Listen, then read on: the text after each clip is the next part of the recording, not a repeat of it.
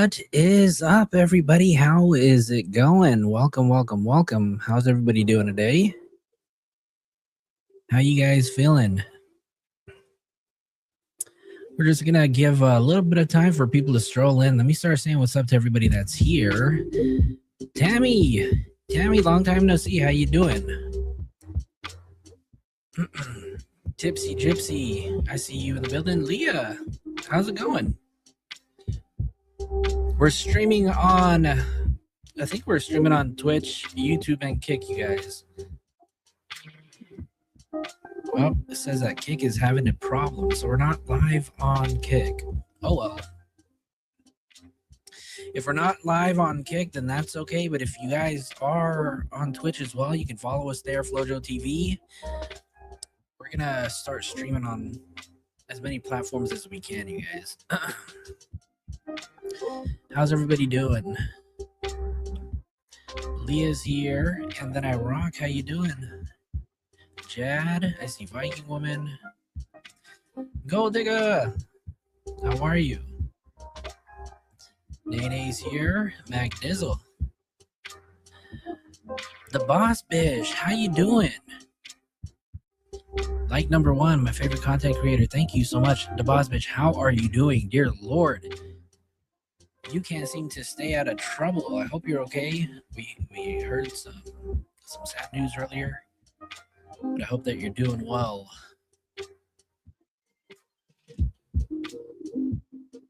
Ash Bash, welcome back. Hey fam, we'll have to catch this one on the replay. We wanted to say hi. That's okay. That's totally okay.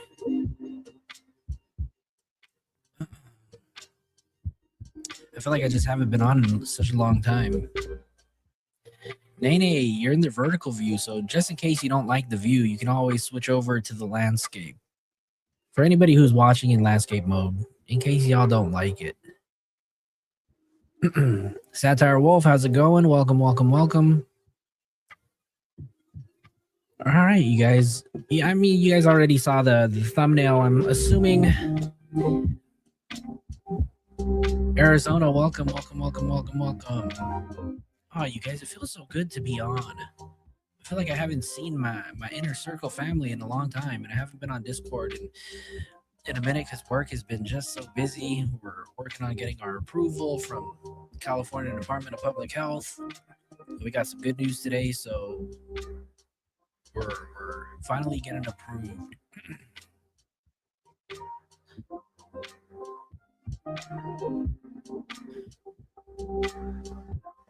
Yeah, everybody. Put some prayer hands in the chat for the Boss Bish.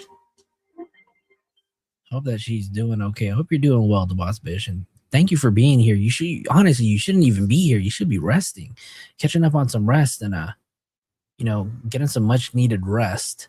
But anyways, you guys, we're gonna jump right into it. So many of you guys have probably already seen the interview that Nancy Guthrie's daughter, Savannah Guthrie, has put out on the Today Show. And so I just wanted to kind of watch it with you guys. And if you guys have seen this a million times, you guys are more than welcome to just leave and come back in a few minutes. But I do want to watch this and get everybody's reaction. Mac Dizzleson said yes to merch. And just FYI, you guys, I was reading up and they said that they recommend that we start issuing goals during our live chats for support on the channel. This is some of the things that YouTube recommends that content creators like myself do when we do lives, but you guys, they're just there as goals. We don't have to reach them. But it would be nice, right? So maybe we can consider, what is that in your photo, Mac Dizzleson? What is that? A Nutter Butter and is that ketchup? Dear Lord, what's going on? So, okay, you guys, I have to ask you guys, because I've seen that there is a part 1 and a part 2 of the interview with Savannah Guthrie. Are both of them worth watching, or is there one that's better than the other? I need you guys to let me know, because I have yet to see it. I mean, I've seen bits and pieces in some other people's lives. I've seen a few clips on X, but I can't tell you which one is which. Goals are good, right, Gold Digger? Goals are great. The Japanese no-bake Biscoff. That's what it is. Oh, okay, okay. I thought that was like a Nutter Butter or something. Damn. It just shows you that I'm hungry. Anyways, you guys, let me go ahead and pull this up. So what let me ask you guys though, is there one that's better than the other, or are both of them must watch? Because I wanna dive into this, and I want to kind of pick apart some of the things that we've heard. That sheriff really dropped the ball on the Nancy case. Yeah, you know, I've heard so many people say that, and I can't disagree with anybody that I've heard say that. Oh, hold on one second. Boss Bitch said that she sent a $20 super sticker. Girl, why are you sending super stickers? You should be resting. Save that energy. But anyways, again, thank you to Boss Bitch for that $20 super sticker. Wow. $20 generous. Thank you, thank you, thank you. All right, you guys. Let me get back to the comments. Let me see. Let me see. Ramona's here. Good evening. Good evening. So you guys tell me, is part 1 or part 2 the better of the two, or do we just watch both? Because I have the first one lined up right over here. We just got to share it. You're washing dishes, but listening. Well, I'm glad you have a few seconds to chat and show your love in the comments, so I do appreciate that. I know. Oh, you can't see anything on Twitch? Can you even see this at all? Watch both? Tipsy said watch both. Okay, okay, we'll definitely do that. All right, you guys. Well, I have part 1 lined up right over here. So let's just get right into it. Maybe just one. Okay. So part 2 doesn't really have anything interesting. Gold Digger says both. Oh, hold on one second. Boss Bitch, are you cool with me pulling up these comments on the live? Said, thank you all. I'm not diabetic, but my blood sugar dropped low to 20, and I'm not sure why. If you're not diabetic and it dropped that low, I'm just glad to hear that you're alive, because 20 is something that's really, really urgent and concerning, because it's not very rare, but it's very difficult when you have a blood sugar that drops all the way down to 20. It's harder to bring somebody's blood sugar up when it's low than it is to bring somebody's blood sugar down using insulin, right? So it's extremely low. And to be honest with you, a blood sugar of 20 is almost life-threatening. So we're glad that you've mustered up enough energy to join our lives. And again, I recommend you should be getting your rest, but please make sure that you take care of yourself, because your recovery is more important than watching these lives. So if you need to step away and take care of yourself, the Boss Bitch, please make sure you do that. All right, you guys, let's go ahead and get started with part 1. Take me back to the day. It was, I guess, a normal weekend for you. Yeah. The weekend your mom went missing. Tell me what you were doing and what happened. Well, I had given Mike for Christmas a boys' trip to go play tennis. And so he had been gone for the weekend. So I took my kids actually to Carson's. Mm-hmm. So we had a beautiful, fun night together. And then I came home. Okay, so I'm assuming that they're recapping the weekend of what, January 31st and February 1st. And she just say that she owed her family a Christmas gift. So she sent them out. And really, it just got home at the same time that Mike came home. And we were just saying hi, putting down our stuff, and the kids were running around. And my sister called me, and I said, "Is everything okay?" Mm-hmm. And she said, "No." She said, "Mom's missing." And I said, "What? Yeah. What are you talking about?" She said, "She's gone." And she was in a panic. I was in a panic. I'm like, "Call 911." Yeah. She's like, "I did. We've called them. They're here." And we thought that she must have had like some kind of medical episode in the night, and that somehow, the paramedics had come because the back doors were propped open. 1 second, hold on. I need to go back and listen to something really quick, because I have some questions. Panic. I'm like, "Call 911. Yeah. She's like, "I did. We've called them. They're here." And we thought. So 911's already there at the house by the time they make Annie and Tommaso, right? I'm assuming Annie and Tommaso are the ones that make the call. that she must have had like some kind of medical episode in the night, and that somehow, you know, the paramedics had Thank you for becoming a member of the Inner Circle. Welcome to the Inner Circle, and then I rock. Good to have you. come because the back doors were propped open, you know, and that didn't make any sense. We thought maybe they came and there was a stretcher and they took her out the back. Again, you guys, in case you guys are watching in the vertical view, if you guys don't like it, we do have the landscape view. So in case you don't see some of the chats that are coming in, you might want to make sure that you switch on over to the correct, whichever view of your choice you like. So we're streaming on both. But her phone was there and her purse was there and all her things. And it just didn't make any sense. So This part, and that didn't make any sense. We thought maybe they came and there was a stretcher and they took her out the back. But her phone was there and her purse was there and all her things. And it just didn't make any sense. So, you know, Annie. that is correct. The Secret Shay, they do, I believe they live, like 10 minutes away, maybe 6 or 7 miles away, if I'm not mistaken. If this is what I remember from covering this case very early on, and I've taken a break from covering this case because, to be honest with you, this case has been so frustrating, and nothing new has come out since like the second press conference. And Tommy had already called all the hospitals, but then I'm like, I'm going to call the hospital. So then I started calling the hospitals, and the police were there and talking to her at the same time. And it was just chaos and disbelief. Within hours, Savannah was making the long journey home to Tucson. You saw Annie and Cam when you got to their house. Tell me about. Does anybody know? Do we know where Cam, the brother, lives? Do we know if Cameron lives in Tucson as well? Because by the time Nancy arrives to the house, Cameron's already there. That moment. Just disbelief and hugging each other. And I think we were on the phone with the sheriff and trying to, you know, really make clear from the very early moments, you know, Annie and Tommy were saying, this isn't that case that you are used to where someone wanders off. She can't wander off. My mom, she was in tremendous pain. Her back was very bad. You know, she was trying to, on a good. I don't know if we've heard this before, that her mother was also in a lot of pain. We know that, you know, she had a pacemaker. She potentially may have had some heart issues. Mobility issues is something that we've known for a long time already. And then that she could barely walk 50 yards, which is 150 feet. But the pain, I don't know if we've heard that before. And shout out to the Boss Bitch for gifting 5 memberships.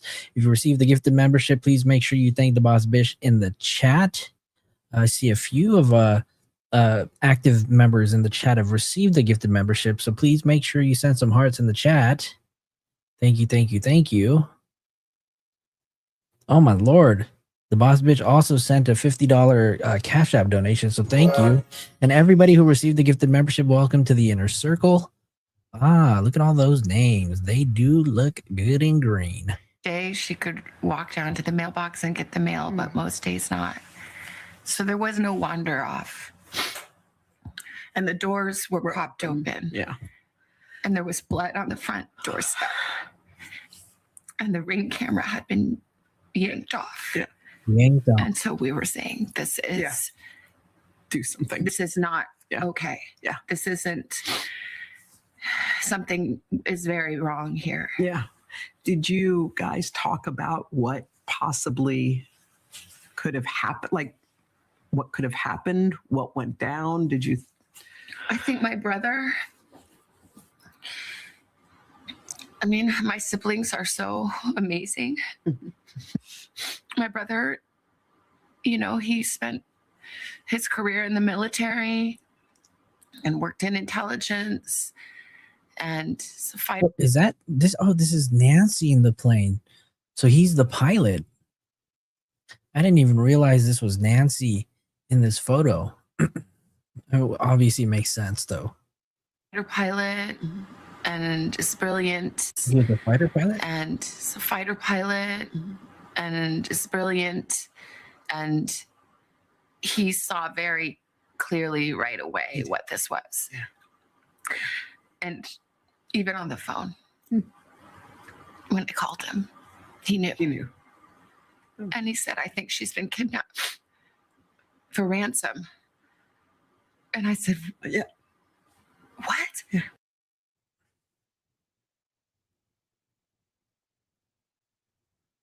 Oh my God. How you guys feeling about this interview, you guys? I mean, I've seen parts and little bits and pieces, but now that I'm watching this like firsthand for the first time, I'm not really getting good vibes from this. Well, why? What? And then, I mean, it sounds so. Because the way that Savannah's talking about the conversation that she's having with Cameron, she makes it seem like he is so 100% certain that this was absolutely a kidnapping for ransom, right? Because, I mean, this is what she said. Is this another $5 super chat? Dear Lord, the boss bitch, what do you do? Girl, you need some rest. I don't know if your blood sugar's got you feeling some type of way, but thank you. I hope you're doing okay though. Like, how dumb could I be? But I didn't want to believe. I just said, do you think because of me?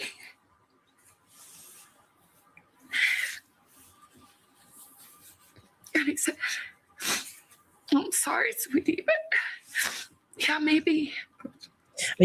Again, just to kind of go back on the conversation that her and Cameron had, I find it really just odd for him to immediately suspect that this is a kidnapping for ransom, right?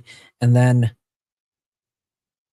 the whole the guilt of fame, you can call it, right? But I knew that. You did. I hope not. I mean, we still don't know. Mm-hmm. Honestly, we don't know anything. No. We don't know anything. They don't know anything. And I wonder, this case is really frustrating. Type of one in the chat if you guys are just like frustrated with this whole entire case and it makes it hard for you guys to follow it, because that's exactly how I felt like the past 2 weeks. And of course, you know, we're counting the days. We're on what, day 54 of No Nancy. Cindy says, remember FloJo, she still knows more than she can say, right? But she's absolutely not saying much here. She doesn't.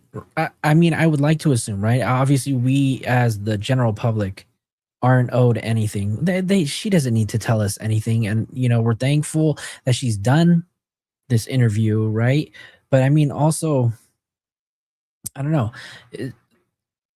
Learning some of these things just makes it sound, I don't know, it just hard to believe, contradicting. I don't know. Satire Wolf, you're over it. Sydney Shea. Yeah, I mean, I just want some answers. And who am I to just scream and demand answers, right? But I mean, if you guys feel exactly how I do, it's like somebody fucked this case up, right? And whoever did needs to take accountability. And if they're not able to do what they need to do, I think they just kind of need to step aside and let the big boys come in and take over. So I don't know Yeah. that it's because she's my mom and somebody thought, oh, that girl, that lady has money, we can make a quick buck. I mean, that would make sense, but we don't know. But yeah, that's probably, which is too much to bear. To think that I brought this to her bedside, that it's because of me.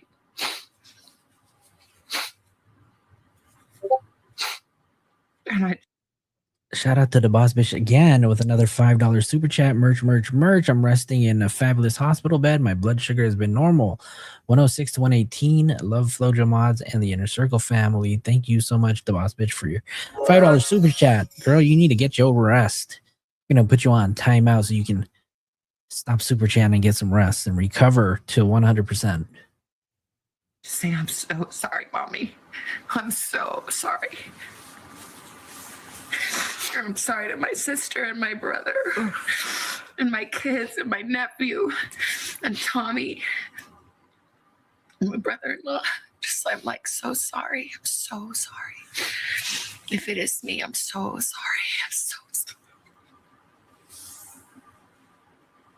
We want to thank all of you for the prayers for our beloved mom. In the initial days, you and your sister and brother sat together. In all the despair, you sat and managed to think of words to say. How were you able to do that in that moment? Well, my siblings are amazing. Mm-hmm.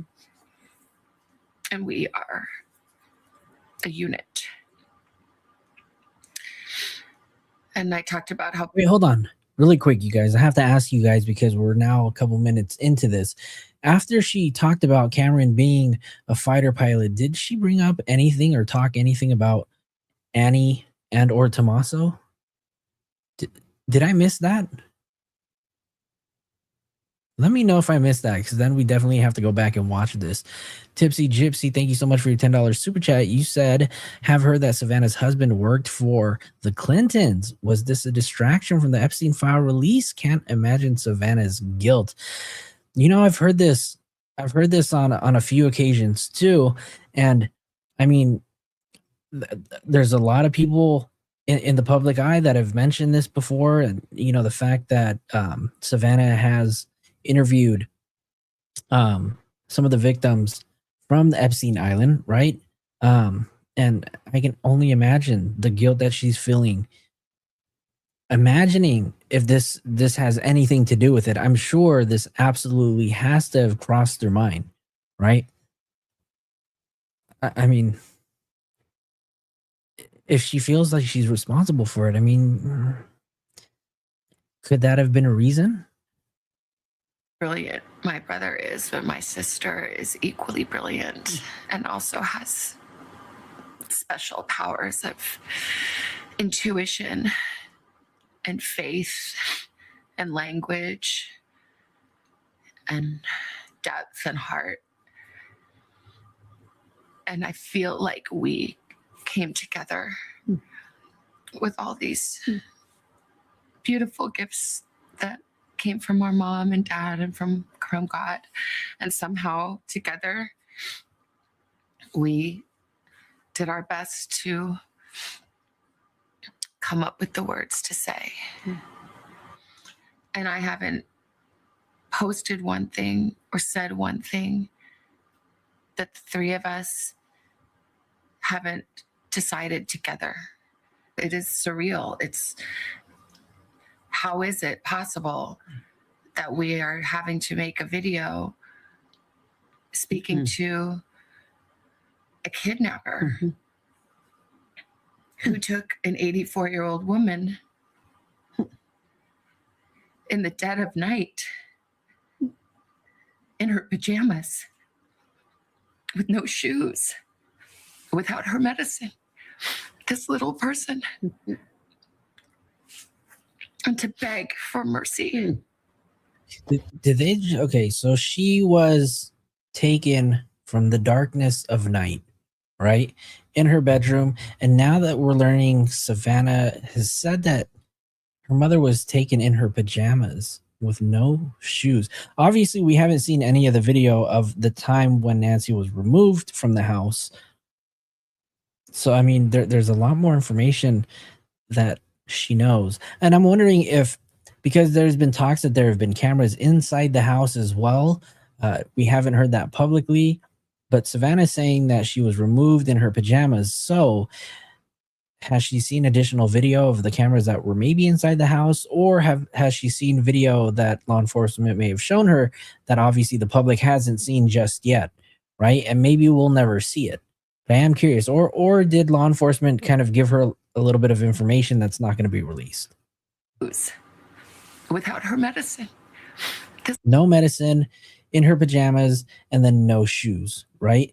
And so she's talking about the ransom, that ransom letter too. So I'm very curious if in this ransom letter that she supposedly received, or TMZ or the two other local news outlets received, I'm wondering if there's a possibility that in those ransom letters that the details that were provided point those things out, right? Like mentioning the fact that she was taken in her pajamas, and maybe if you look around the house, you'll see that they aren't there, or her favorite shoes, or no, she didn't have any shoes, right? So I mean, how would she just know this though? That's so.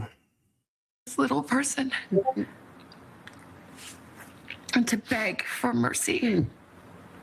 In the days that followed, multiple notes demanding payment were sent to various media outlets. The ransom notes or ransom.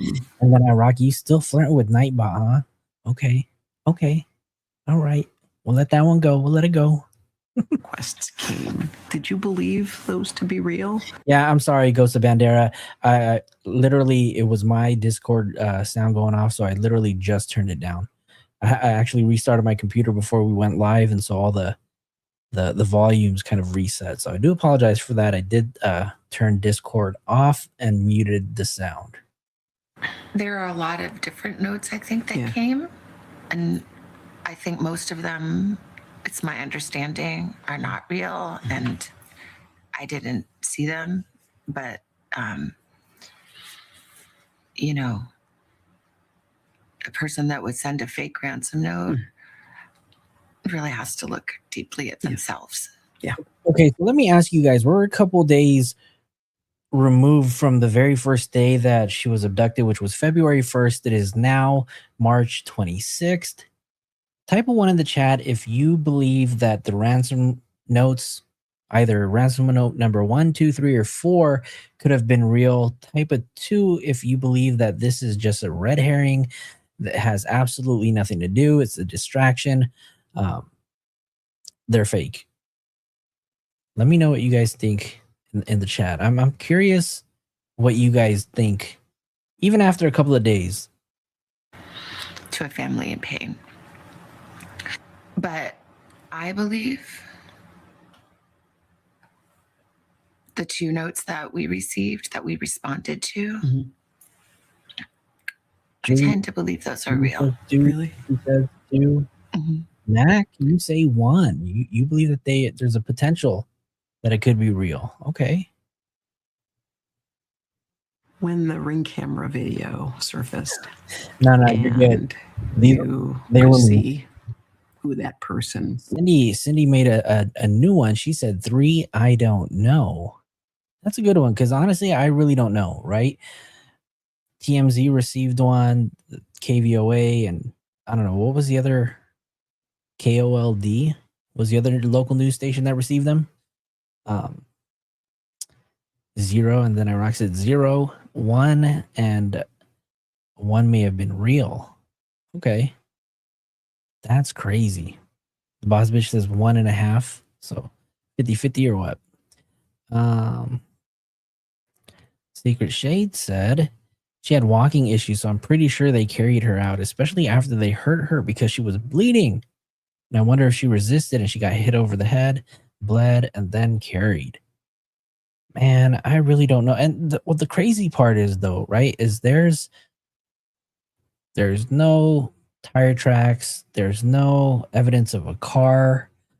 People have even said that the perp had a walker or a wheelchair in his backpack. Outrageous, right?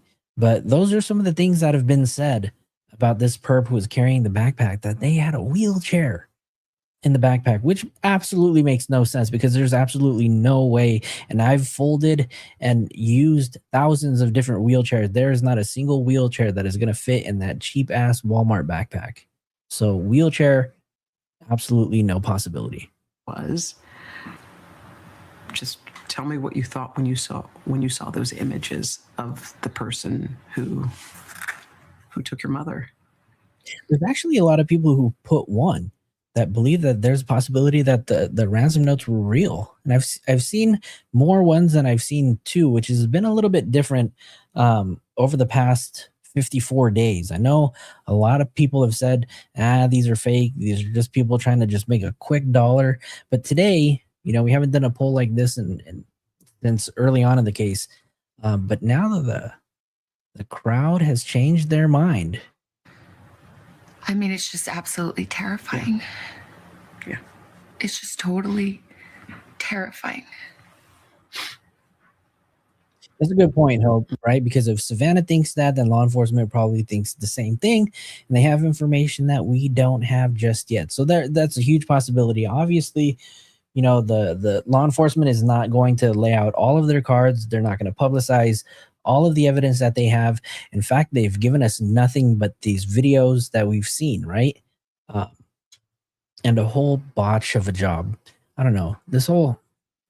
The way everything was processed, the way they carried out their press conferences, these multiple ransom notes, we even had a wackadoodle in California, right? The wackadoodle in California, Derek Colella, he made a phone call, right? He made a phone call to Annie and Tommaso. He didn't necessarily send them a note. And I can't imagine that is who she saw standing over her bed. Yeah. I can't. No shoes and no meds. And I do remember they were saying that and this is only stuff that I've heard because I haven't been able to find a source to actually say this, but they were saying that she missed her 10:30 or her 10 p.m. dose of medication. So that's how they knew that her medications weren't brought with her. That's too much. Yeah. And I'm glad and grateful. Oh, the boss bitch again sending 5 gifted memberships. Dear Lord. Who received the gifted membership, you guys? If you guys received the gifted membership, drop some hearts in the chat for the boss bitch. Oh, I see DJ Sino Evil got one. Dogs Gang, Patty Cheeks, Samuel, and who else? Tall Red Texas. Welcome to the inner circle, you guys. The investigators and the technology companies that were able to find that video. Do I hope, at least with people of good heart and compassion, stop the irresponsible and cruel. Hope, you said, but the back door was propped open, but does that mean a second person brought something in from the back and needed to prop it open to get it in? And so this is also something that Ashley Banfield had claimed way at the beginning, right? Her source had mentioned that the back door was wide open. So I'm starting to wonder, is Ashley Banfield's source a legitimate source? Speculation that had started to swirl. Let's talk about that for a minute. I'm glad that people saw Yeah. what came to our door.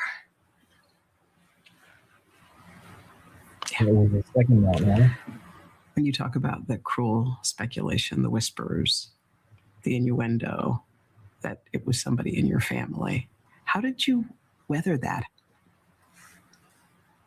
It's unbearable. Yeah. And it piles pain upon pain.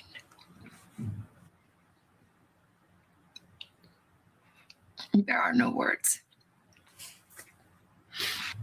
There are no words. I don't understand. I'll never understand.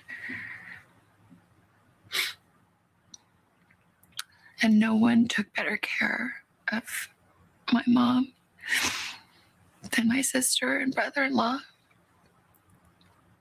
And no one protected my mom more than my brother. And we love her, and she is our shining light. She's our matriarch. She's all we have. Savannah and her family stayed together in Arizona for weeks as the media coverage grew more intense. We had to move houses many times because people came and not everyone is respectful, unfortunately. Wait, they had to move several times? What? Many times because people came and not everyone is respectful, unfortunately. You know, there was a night we had to leave in the dark in the desert, holding hands, me and my sister and brother and I get into a car waiting for us to, because the people outside were closing in. So we found a place that was safe, and then we couldn't really leave too much. So like those days are a blur. Yeah. Crying and praying. How did your family feel about the way the investigation was conducted? Well, it's still going. Yeah. Oh, come on. That's not the answer that any of us want to hear. We really want to know. How you, Conducted. Well, it's still going. Yeah. And Yeah. people have worked tirelessly.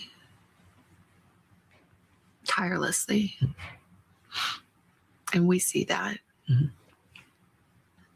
But we need answers. We cannot be at peace without knowing. And someone can do the right thing. And it is never too late to do the right thing. And our hearts are focused on that.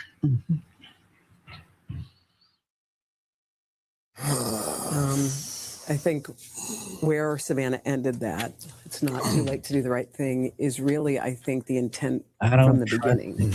I think she was a fantasy was that someone sees it, someone who saw someone who knows someone who will say something, because, you know, I think this is all about bringing Nancy Well, it's still an home. open case where Nene said, I believe the source is legit, but I don't believe the way she spilled the beans is, right? I know, I totally agree, right? But, I mean, she is just reporting the news, right? I'm sure the source was basically saying, like, don't say whatever you want, just don't drop my name.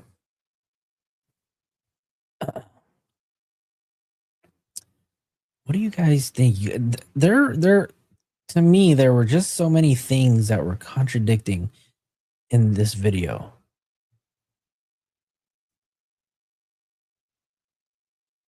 The boss bitch again, dear Lord. Don DeMarco. I have to drop a Don DeMarco for the boss bitch for another one. What is that? Like your 10th super chat? I don't know. Thank you so much, the boss bitch. Are you doing okay? Are you sure you're doing okay? That's a lot of super chats today, though. I appreciate it. Thank you. Mystical Magic, how you doing? Tara, how you doing? Welcome, welcome. How's everybody doing? We're doing good. We're doing good. I know, Secret Shade. The hospital definitely is not going to stop the boss bitch. She said, hospital or not, I'm sending FloJo a super chat. Tara says an inside job.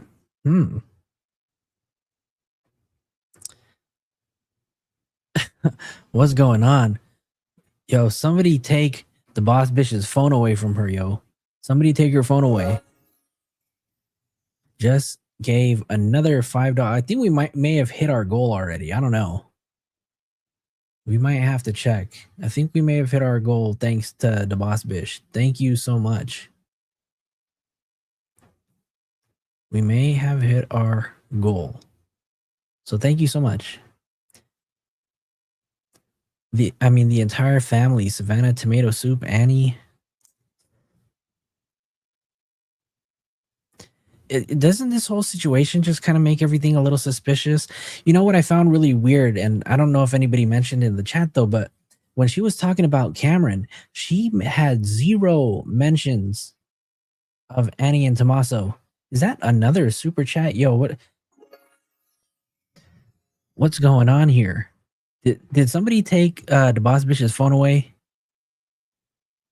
Somebody take her phone away, you guys. Somebody take it away. Thank you so much, the boss bitch. That's crazy.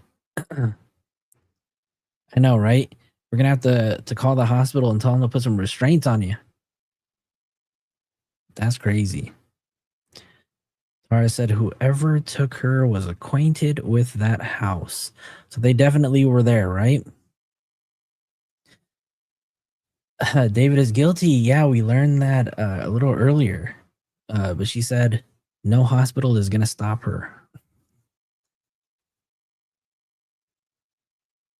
54 days in, the bravery that she's showing in this interview is not to shine a light on herself, but to remind people that if you have anything to do with this, if you know anything, Yes. we firmly believe this. Okay, we're going to go ahead and jump to part 2. Let's go ahead and jump to part 2. You want merch signed by FloJo? I guarantee you my signature costs 0. It ain't going to be worth anything, though. In the present tense. Yeah.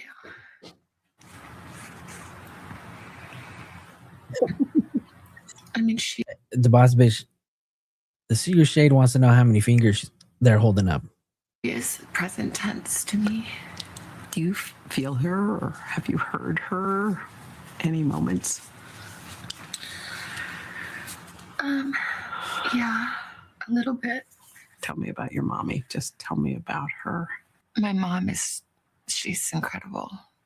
She's resolute and strong. Quiet strength, quiet faith, but hard fought. Leah, welcome. She's funny and a little mischievous, I would say, in her humor. She's a noble creature. She does what's right. She walks in faith, but not a fake, pious, put on faith, but like a grounded, earthy, she fought for it faith.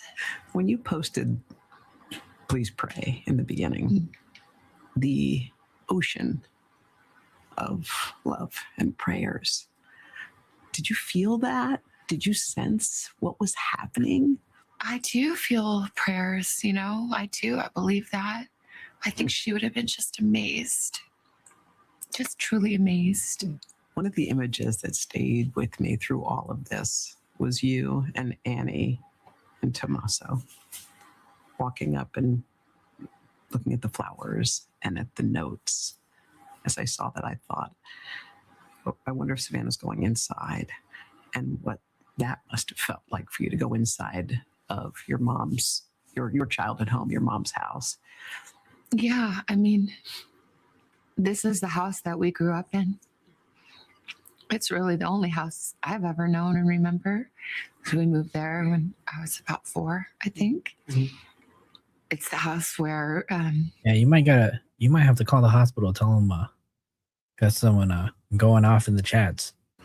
I came home on a Friday night at 16, and my mom and sister were on the couch praying and told me that my father had died. It's the house where all of our memories are, good and bad. So it's hallowed ground. My mom loved and treasured that house. In good years and lean years, they were able to hold on to that house. That's my mom's safe haven. It was really hard to see that violated, and the terror that she must have felt is unbearable. It's unbearable. Tell me, while you were spending all this time in Tucson, your kids were home, what do they know? Well, it's so You're right. And then we might have to make merch. I'm going to have to figure that out, you guys. But I think we might have to. hard with kids because, you know, you want to protect them. Dale would write me all the time, Mama, any leads? Do you hear anything? You know, any hope? And I think that, you know, we tried to talk to them and try to give them a little more certainty than we have, to let them grieve. And for my little nephew Olmo too, you know, there's just a way in which this is even so much harder. Hey, thank you so much, the boss bitch. You helped us reach our first goal, and I think you did it all by yourself. So shout out to the boss bitch. Damn, thank you. I appreciate that, the boss bitch. Are you sure you're feeling okay? Somebody please check on the boss bitch, please. But we did meet our goal, so I do have to look into getting some merch. What type of merch do you guys want to see, you guys? You guys want to see some FloJo TV merch, Inner Circle merch? What y'all want? Annie and Tommy and Olmo, because they're there. They're there, yeah. And they were there every day for my mom. They made it possible for her to stay. All right, you guys, and just because the boss bitch helped us reach our goals, I'm going to go ahead and gift 5 memberships right now. So, Ghost of Bandera, you said that you have your memberships turned on. So, hopefully after these 5 gifted memberships, you'll receive one. So, let me go ahead and send those in right now. 5 of you lucky people are going to receive gifted memberships. So, I hope someone gets it. Jordan, Liz, Lolo, Jess, Mandy, YouTube Bad Actors, and Chris B452. Ghost of Bandera. Maybe next time. And the house we grew up in that she loved so much. I think she always stayed in that house because I think she still felt my father there. All our memories. You know, let her have her space. And it's just a way in which this is just even more excruciating for them and all that they've been through. I know it was a hard decision for you, and I know you told me about this, was coming back here, leaving Arizona to come back to New York. Why was that so difficult, that choice? All right, I gifted another 5 memberships. I was really trying to get you on Ghost of Bandera, but I tried. I gifted 10 already. Somebody's got to help Ghost of Bandera get a membership. I looked out the window of the airplane and just thought, where are you? Yeah. That desert, that beautiful desert that she loves. Where are you? Yeah. How could I leave you? Hey, Preacher, welcome. But my mom taught me a lot. The boss bitch also gifted another 5 memberships. If you guys received a gifted membership, please make sure you thank the boss bitch in the chat, y'all. About grief. Our family knows grief. My father passed when I was 16 years old. He was only 49. It was a shock. Dang, she lost her father at the age of 16. He was only 49 too. So that means for, I don't know what the age difference is between Nancy and her husband were, but now that she's 84, that's almost her whole entire lifetime being raised without her dad. That must have been tough. So from 16 to I don't know how old Savannah is, but that's a whole long time without her father. Abraham, what's going on? Abraham, welcome.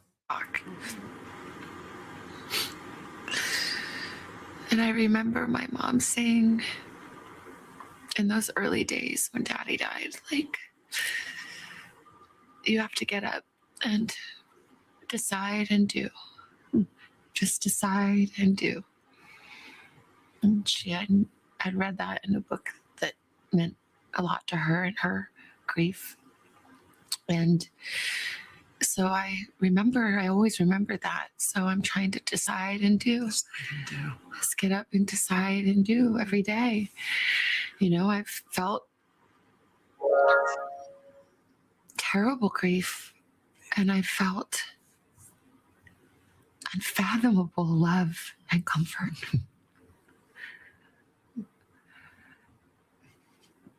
The goodness and kindness of God is remarkable and in equal measure to my sorrow. Wow. She showed us how to survive the unimaginable. When she lost my dad, she was 46 years old. 46. She had 3 kids. She had never worked outside the home. She had to get up. She had to find a job. She had to mother 2 teenagers and 1 young adult just starting making his way into the world. She took care of her mother, her brother who had Down syndrome. She invited to come live with us. She worked part-time.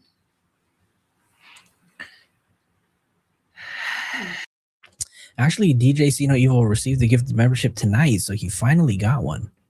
So, where's DJ See No Evil, y'all? Did you guys call him? Did you guys summons him in? You received it. To make ends kind of meet.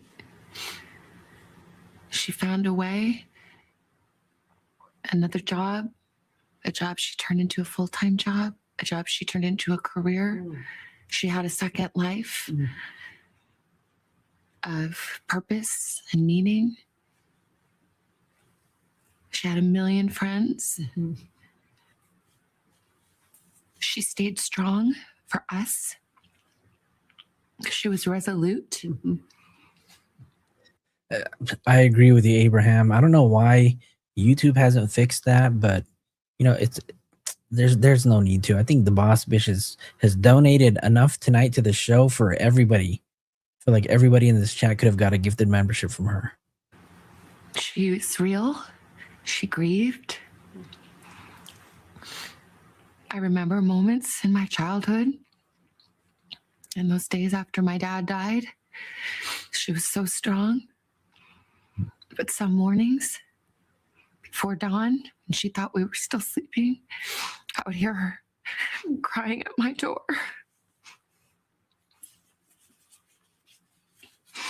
To not be alone in her grief. Oh, one of our mods, Sydney, just gifted a membership too. So whoever received the gifted membership, welcome to the inner circle, you guys. So she taught me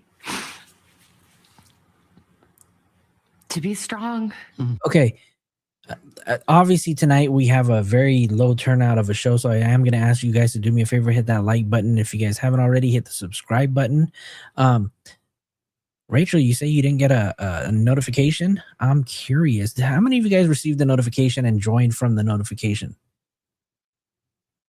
Because I heard YouTube's been tripping out like that and hasn't been sending a lot of people notifications. But she taught me to be true.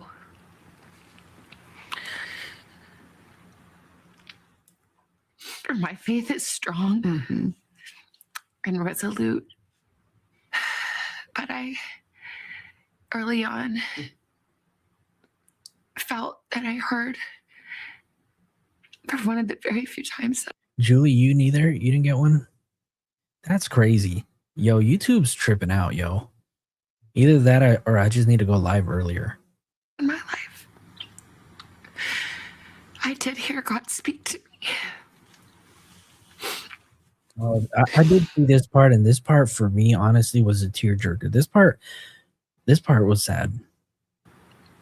as I said to myself, I can handle anything, God. I can handle anything. I just can't handle not knowing. We can't handle not knowing. Yeah. I have to know. And I heard a voice. And it said, you do know where she is. She's with me. She's with me. So do I, Abraham. Thank you. But you're all the way in Miami. Like, it's got to be like what, almost midnight for you. So I appreciate you hanging out like into the wee hours of the night. And the other night that we did the other live stream, you came on and joined the panel. So that was cool. That was fun. Maybe we should do it tonight too. Maybe So we whether should. she is on this earth still, Should we open up a panel tonight or what?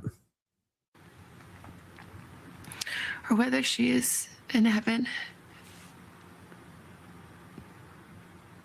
I know where she is. I know who she's with.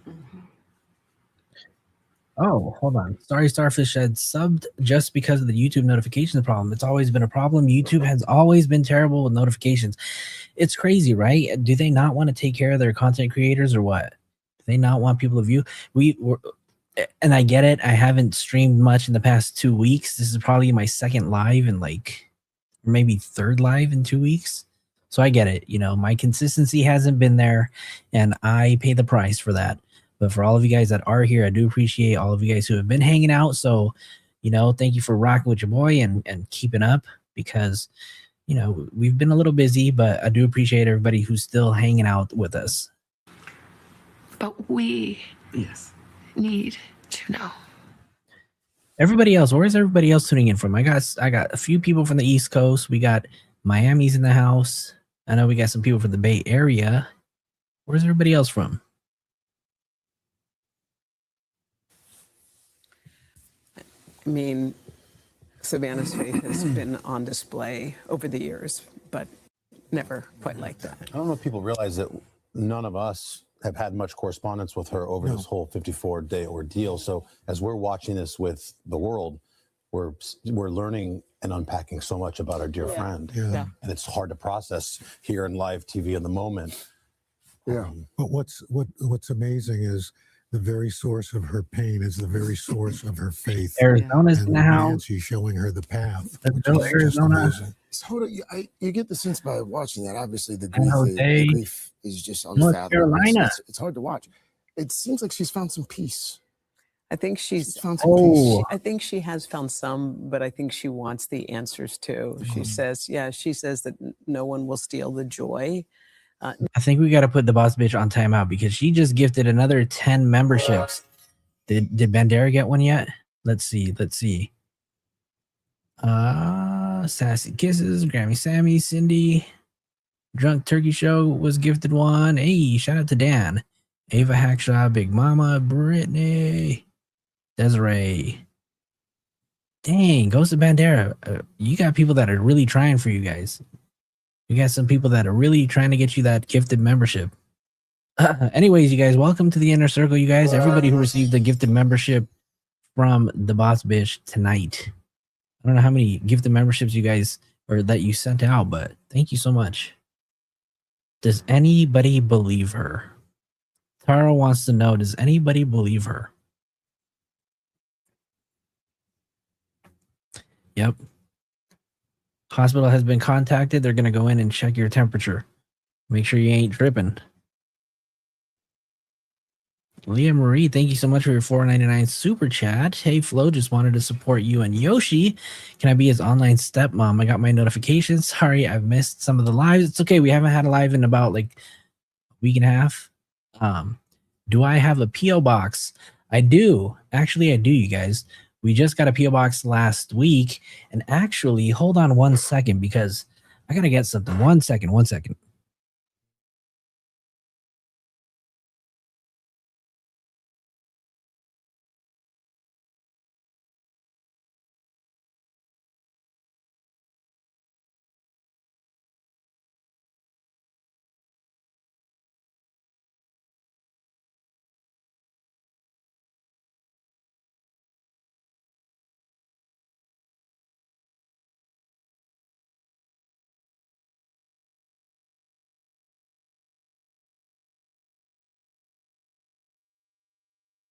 And I'm glad, Leah. Thank you so much for reminding me. But yes, we did get a P.O. box and we did receive our first piece of supporter mail. I'll go ahead and drop the P.O. box in the chat. If you guys do want to send some treats to our mascot. Come here, Yoshi, come here. Come on. Want to say hi to everybody?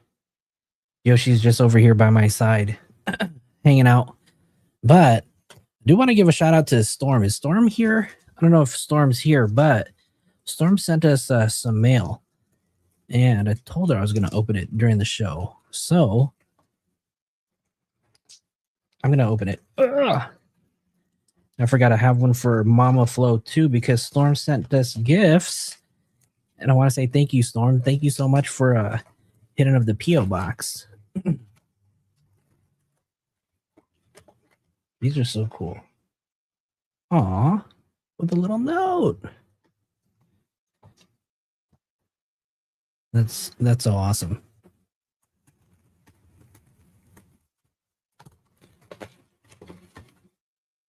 Let me see. So if you guys do want to send Yoshi some treats, I'll give you guys the P.O. box. It's really easy to remember, you guys. It's 90305. P.O. box 90305. Pasadena, California 91109. So I'll go ahead and put that. Let me put that in the P.O. box. 305.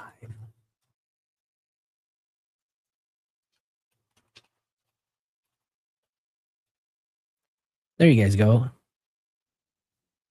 If you guys ever want to send Yoshi some treats, this guy loves treats. And actually, I got him some like dehydrated chicken feet. And this guy loves that stuff. Come here, Yoshi. Come here. Everybody. Oh my Lord. This is Yoshi, you guys. No, a P.O. box does not mean I'm official. No, but this is Yoshi, you guys. This is the CEO. What's up, buddy? I know, right? Got to get a little dog camera. All right, here you go, buddy. He sheds a lot. I know, right? It definitely costs more in postage. Yeah, just a cent. Oh, that's right. You're Julie, where are you at? You're in the UK? Yeah, I bet that stuff would be super expensive.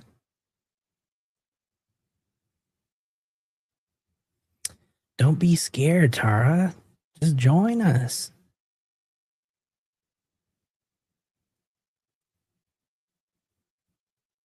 Wait, the boss bitch, you said you sent one?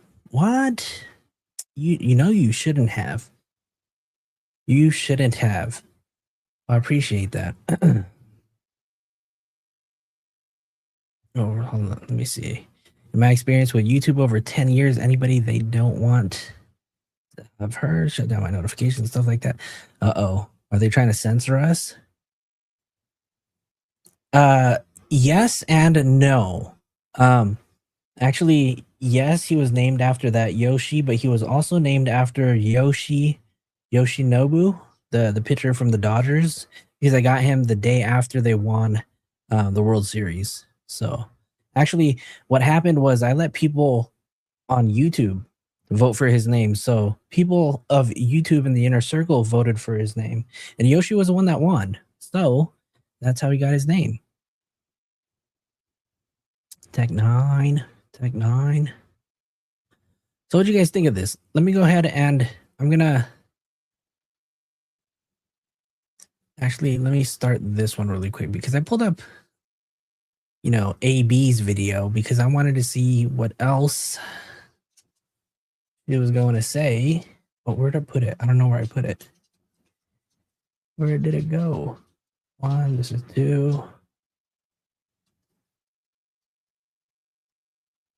Okay, so here, we're going to play this because I also pulled up Ashley Banfield's. But before we do that really quick, let me pull up this one really quick because I saw this tweet earlier and it just made a lot of sense. So I guess this was an FB. Let me see. This says This is from an ex-FBI agent tears apart Savannah Guthrie's missing mom case. It says it points back to someone close. Did you guys hear that? Points back to someone close. When I heard that, I was like, oh no, what is he going to say? So here, let me play this and see what you guys think of this one. Stuart, when you hear her say the door was open when they first found out the mom was missing, why are we hearing about this now? You know, Jesse, I watched this interview several times, in fact, multiple times today with some of my colleagues, and we really tore it apart. And for the life of us, there are a lot of questions, a lot more questions than answers. And I don't have an answer for why we are just hearing about the back door. But let me just quickly go through several points. Number one is Savannah Guthrie tells us that when her sister calls her, when first calls her, Savannah goes, "You better call the police." Well, the sister says, "No, the police are here already." You know, Jesse, using common sense, if a loved one goes missing, the first thing you're going to do is call or text the people that are closest to that person to find out if you've heard from that person. That in and of itself seems a little odd to me as to why the sister or brother or anybody did not reach out to Savannah Guthrie prior to calling the police or while they were waiting for the police. There's about a 12-minute gap between the time 911 is called to the time the police arrive. That's number one. Number two is, this would be the last scenario of an 84-year-old lady who has physical limitations that anybody would Wait, stop what? What? I didn't say stop. What? Who said that? Contemplate kidnapping for a ransom. There was nothing that would have been consistent at the very onset to lead anybody to believe that Nancy Guthrie was the target of a kidnapping for ransom. That statement in and of itself causes me to now have a lot of questions as to how someone would have even gotten to that point from just being on the phone prior to showing up. Number three is Savannah Guthrie offered later on in her interview with some very specific facts that her mother left the house in her pajamas. Oh no, over here we are all adults. Everybody gets to make their own decisions here on this channel. Without her shoes. How did Savannah Guthrie know that at the time her mother left the house, she was clothed in her pajamas without her shoes on? Okay. That leads me to believe that law enforcement perhaps has other video that, quite frankly, they have not disclosed. Unless Nancy Guthrie only had one pair of shoes in that house, how would anybody be able to know that she left the house without her shoes on? That's a very specific material fact, and it caused us to pause and wonder. There's a lot of things that we just don't know. You know, you bring up three really interesting observations. I don't, you know, I'm not an investigator, but you know how these things. Right, Abraham. Well, what else will you be wearing in the middle of the night? A thong or a bikini? Hey, let me hit you with that. How are my ears? My ears are doing so much better that the doctors prescribed. Dear Lord, if it wasn't for them, my ears would still be in so much pain. I can't explain the things that you're raising either. The notes, the two notes, she says, she still believes those weren't hoaxes. Well, what does that tell you? She not only said that two of the ransom notes with specificity she believes are real, she actually also suggested that it was one kidnapper. She never refers to individuals, meaning plural. If you go back and listen to her interview, she talks about one person. And so that leads me to believe that in those ransom notes, and again, there may have been some clues within those notes. By way of example, we took your mom in her pajamas. You will notice that those pajamas are not there. We took her without her shoes. Her shoes or her slippers are still by her bedside. And so there is some specific facts that are known to law enforcement that, quite frankly, they're keeping very close to the vest. And you guys, again, this is coming from Fox News. So, you know, take their news with a grain of salt, you guys.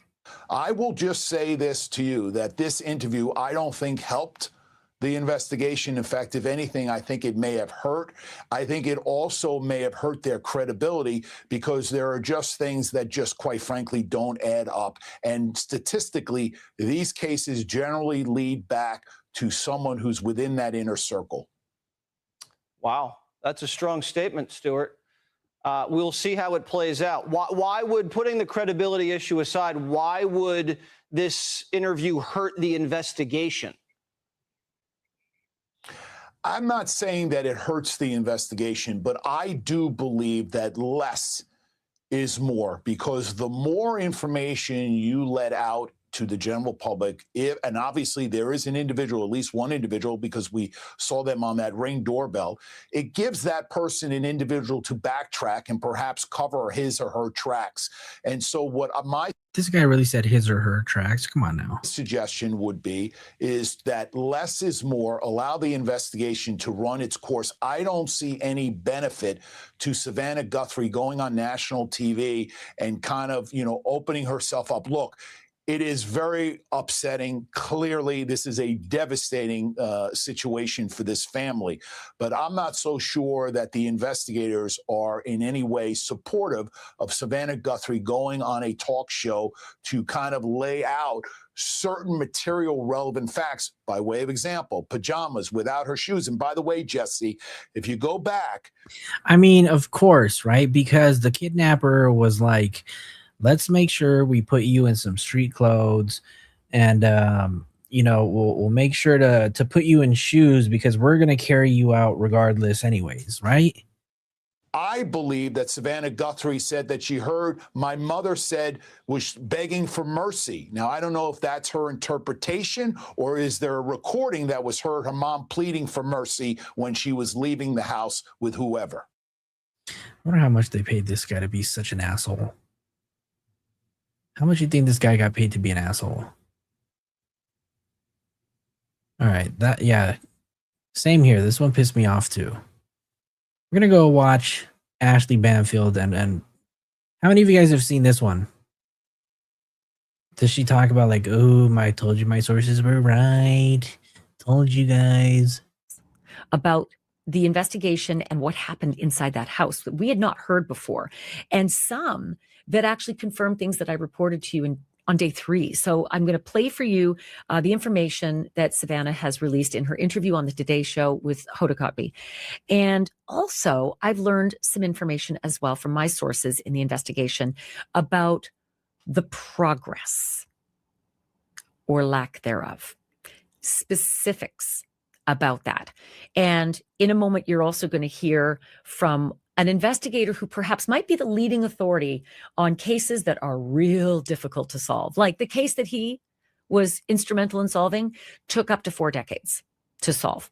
So Paul Holes, famous Costa Contra investigator, he is going to... That's a good question. You're talking about Ashley Banfield? And in this video, that I'm not sure. But, again, I'm going to say it again. I found it really weird that Savannah didn't mention Tommaso or Annie when she was talking about Cameron. All she had to do was say Annie and Tommaso are great people.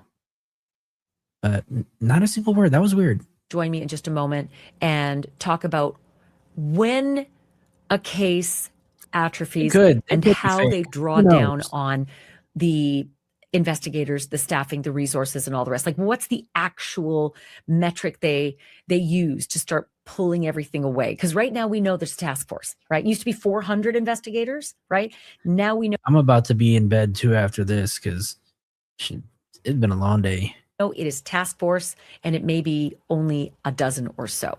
That's FBI and Pima County Sheriff's Department investigators. So he's really, really knowledgeable about that, especially with the information that I just learned from my source about where this investigation stands now. Okay, so here, let me just kind of pause it really quick, right? So to kind of put things into perspective, when Nancy was dropped off, right, we know that it's been reported, but we don't have confirmation because Clown Nanos has kind of walked everything back. We do know that Tommaso, maybe Annie and Tommaso were the ones that dropped Nancy off at home, right? And they were saying that she was dropped off to enter her she entered her home through the garage. So I want to kind of put things into perspective for you guys and just kind of see where all of this took place, right? So if they pulled up into her yard, they must have gone from here and gone all the way up. Let me just turn this comment off really quick. I don't know if you guys can see can you guys see my mouse?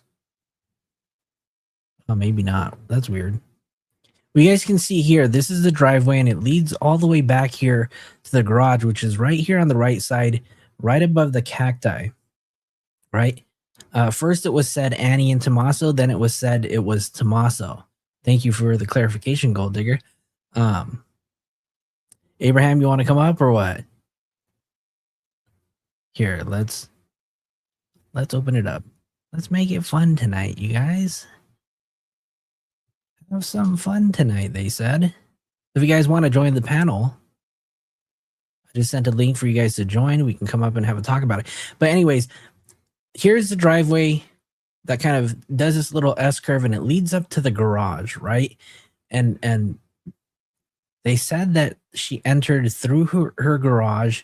But what's weird is that when the perp kind of enters into the scene or enters into the picture from that video, you see that he kind of comes off from the point of view, it's from the left side. But obviously, if you're looking at an aerial view of the house, he comes from the right side of this door. I don't know if you guys can see the door that kind of leads up to the front. So he comes off from that side. So I'm curious if the person, that perp, kind of like circled the area or may have came close. There you go. I have Abraham joining, so I'm gonna add you to the stage. Abraham, what's going on? Hey, how you doing? Welcome, welcome, welcome. How's it going? How's your night? Good, good. How's the weather in Miami? It's nice. It wasn't hot today. It was cool for Miami weather, but it's always nice here. Is it better than LA? Yeah, I think so. For the most part, yeah. But this year has been cold more than in past years, for sure. Okay. Well, we got to make it stop out to Miami then. See that Miami nightlife. Oh, it's popping here all the time. Is it? Yeah. Damn. So, what are your thoughts on this whole? Okay, so I think a lot of people make a big deal about where she entered from and all the stuff she did. There was nothing weird about it. When you have a house, you hardly use the front door. I The agree. garage is usually how you enter because that's where you park your car. That's what's easily accessible to like the kitchen or the mudroom or something. So that wasn't weird. And they say that she went into the house fast. I mean, the woman she just had difficulty walking. She was not a crippled, you know. True. And then when you drop somebody off, you don't wait. Well, was he supposed to wait till she went inside, got into bed, and tucked her in? No, he dropped her off and he left. And he's probably done that hundreds of times. Why would he think that night was any different than other nights? It's a good point. I mean, maybe he didn't, right? And I mean, none of us know any of the truth or the facts, but obviously there's just a ton of speculation as to how she was dropped off. And to be honest with you, Abraham, I don't disagree with you. I actually agree.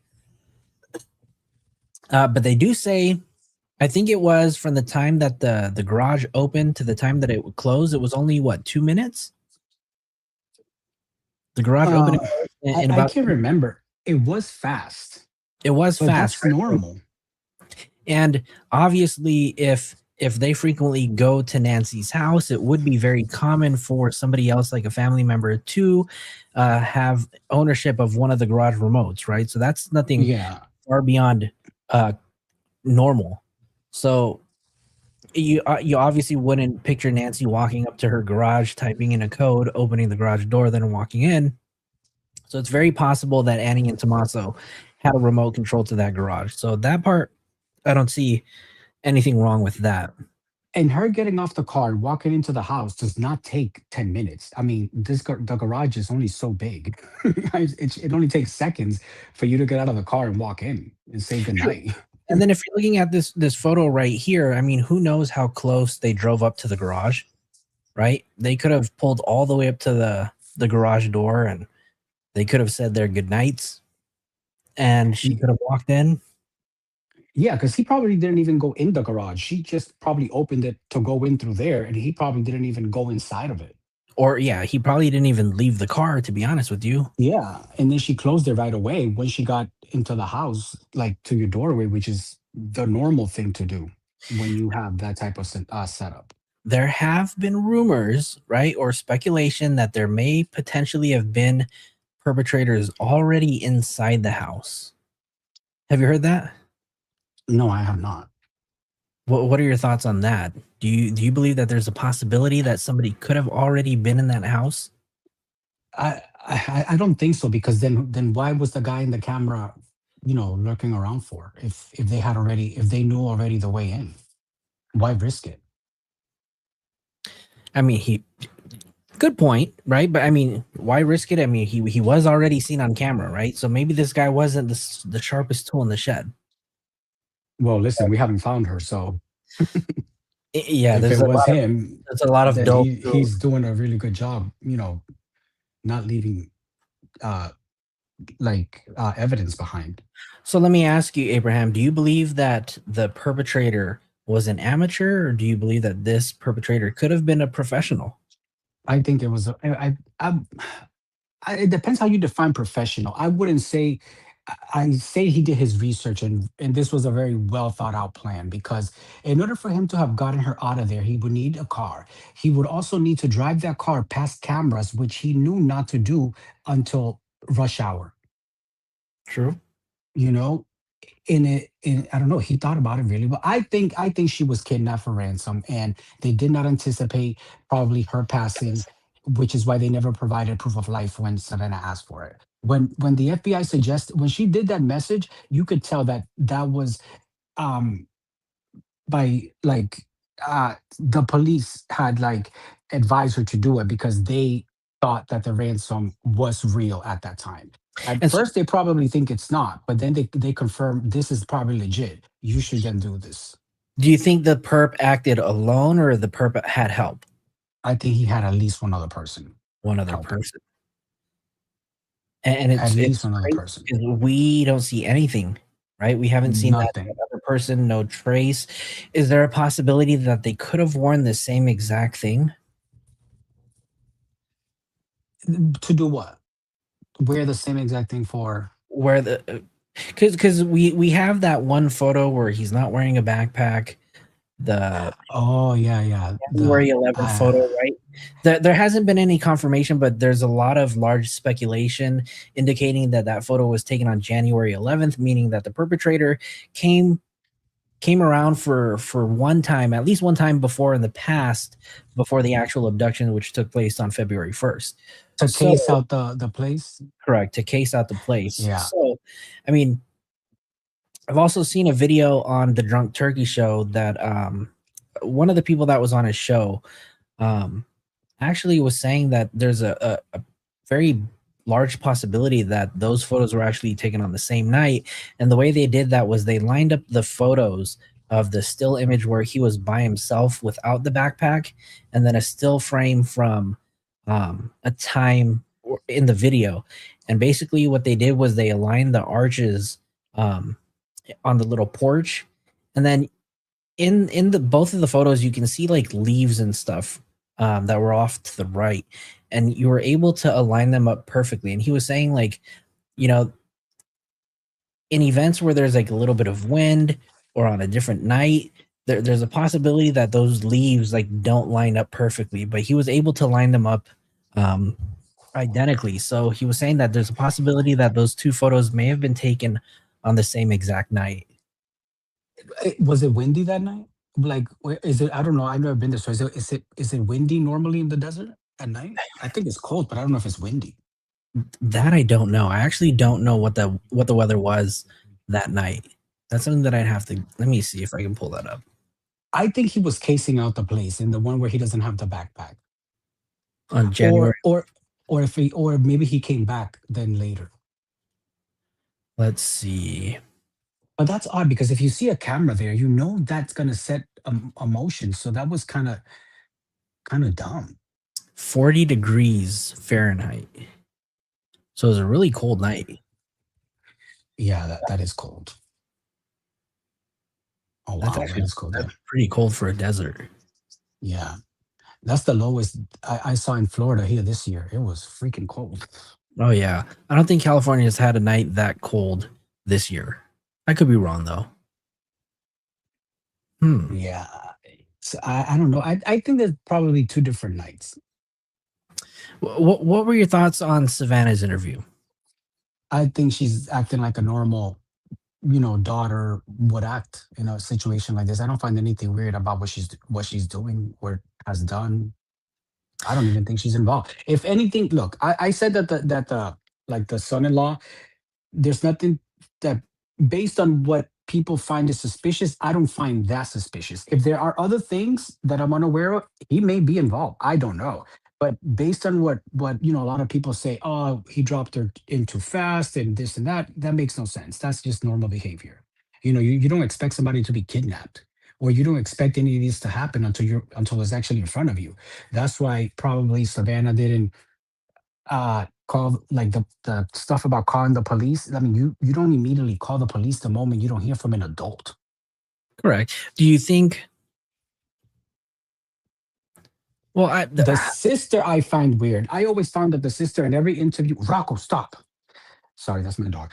I find it weird that in every interview it was like she was not standing with the brothers. She was standing and looking at them instead of with them is the body language that I got. You always saw Savannah and her brother kind of close together. The sister was always to the side and kind of looking to them.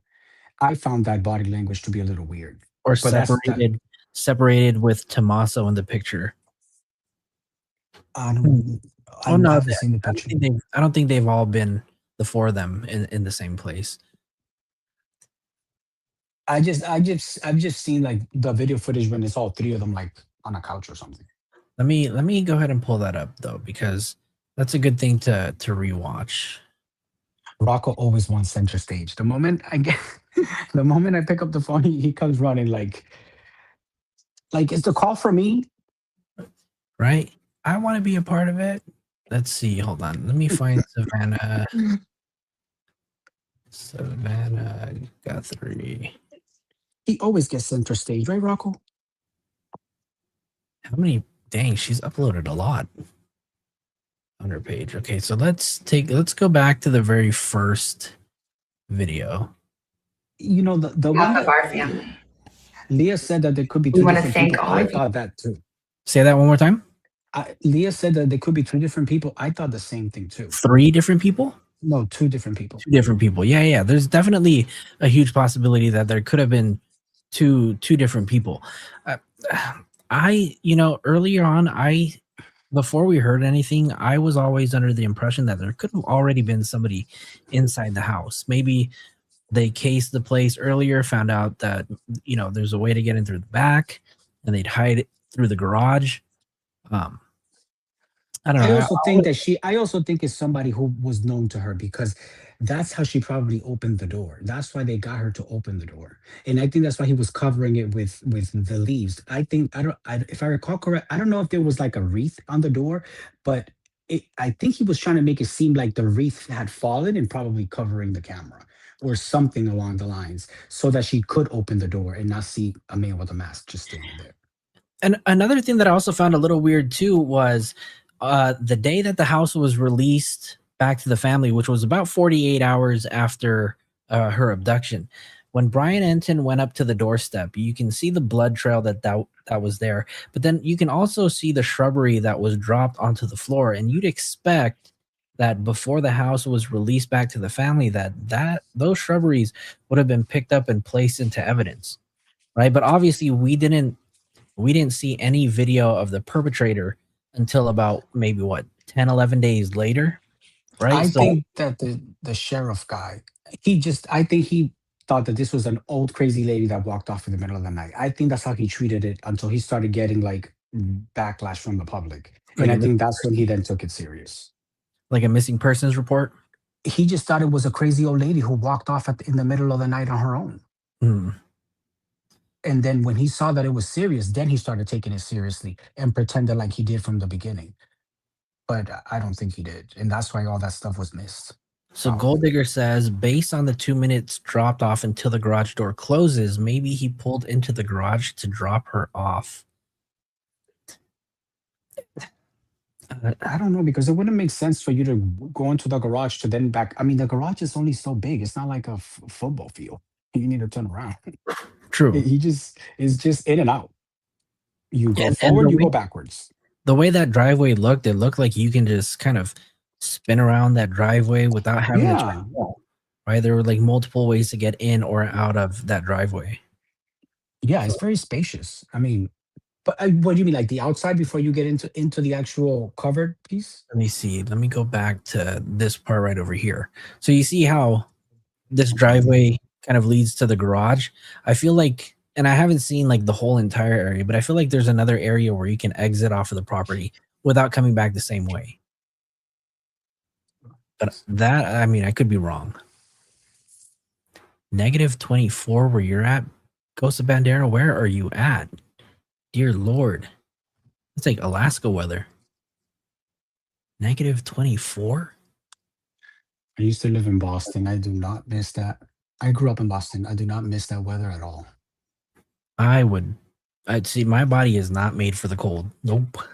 I would not survive. I wouldn't do it. It wouldn't work.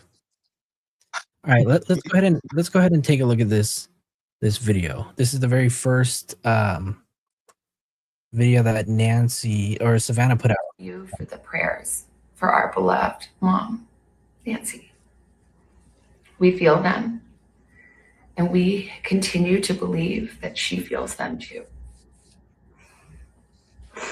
Our mom is a kind, faithful, loyal, fiercely loving woman of goodness and light. She is funny, spunky, and clever. She has grandchildren that adore her and crowd around her and cover her with kisses. She loves fun and adventure. She is a devoted friend. She is full of kindness and knowledge. Talk to her and you'll see. The light is missing from our lives. Nancy is our mother. We are her children. I'm sorry, when she started talking, it really just, to me, sounded very alien-like. She is our beacon. She holds fast to joy in all of life's circumstances. She chooses joy day after day. Despite having already passed through great trials of pain and grief, we are always going to be merely human, just normal human people who need our mom. Mama, if you're listening, we need you to come home. We miss you.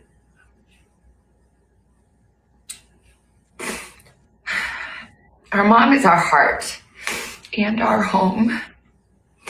She is 84 years old. Her health, her heart is fragile. She lives in constant pain. She is without any medicine. She needs it to survive. She needs it not to suffer. We too have heard the reports about a ransom letter in the media. As a family, we are doing everything that we can. We are ready to talk. You know, also, Savannah had mentioned that there was a belief that maybe the first 2 ransom letters may have been real. I just find it very odd that if her and her family believed that those ransom letters were real, why didn't they just take the chance to pay it? Okay, I think that the first one was real. The second one was proven not to be real. It took the FBI a little while to confirm that it was real. Law enforcement will always tell you not to give in to ransomers, not to do that. They leave that decision up to you. When they left it up to her, I think that's when she then offered the money. But then she asked for proof of life. That was not provided, which is why nothing ever came of that. Very true. But I mean, I don't know, and maybe I'm just thinking in my own feelings, right? Because if I was a millionaire and I had, what was the first ransom amount that they wanted? $600,000, right? As a millionaire, obviously that's something that you could afford, but it's a question of if you want to pay it or not. Yeah, they were asking. That's right, Deladane. Thank you for the reminder. Asking for Bitcoin in roughly around $600,000. I mean, I thought it was 6 million. Was it 6 million or Yeah, it was 600,000? I think 600,000 You're Bitcoin right. is probably equal to 6 million. You're right. It was $6 million. You're right. I mean, Well, do you find that weird? What, the ransom being that high? No, the way that they asked for the ransom through Bitcoin. No, I mean, Okay. with 'Cause today, I think that's perfectly normal in today's time. yeah, today's time, I think it's perfectly fine, right? With the known fact, it's debatable whether or not it's traceable or not. It is practically untraceable.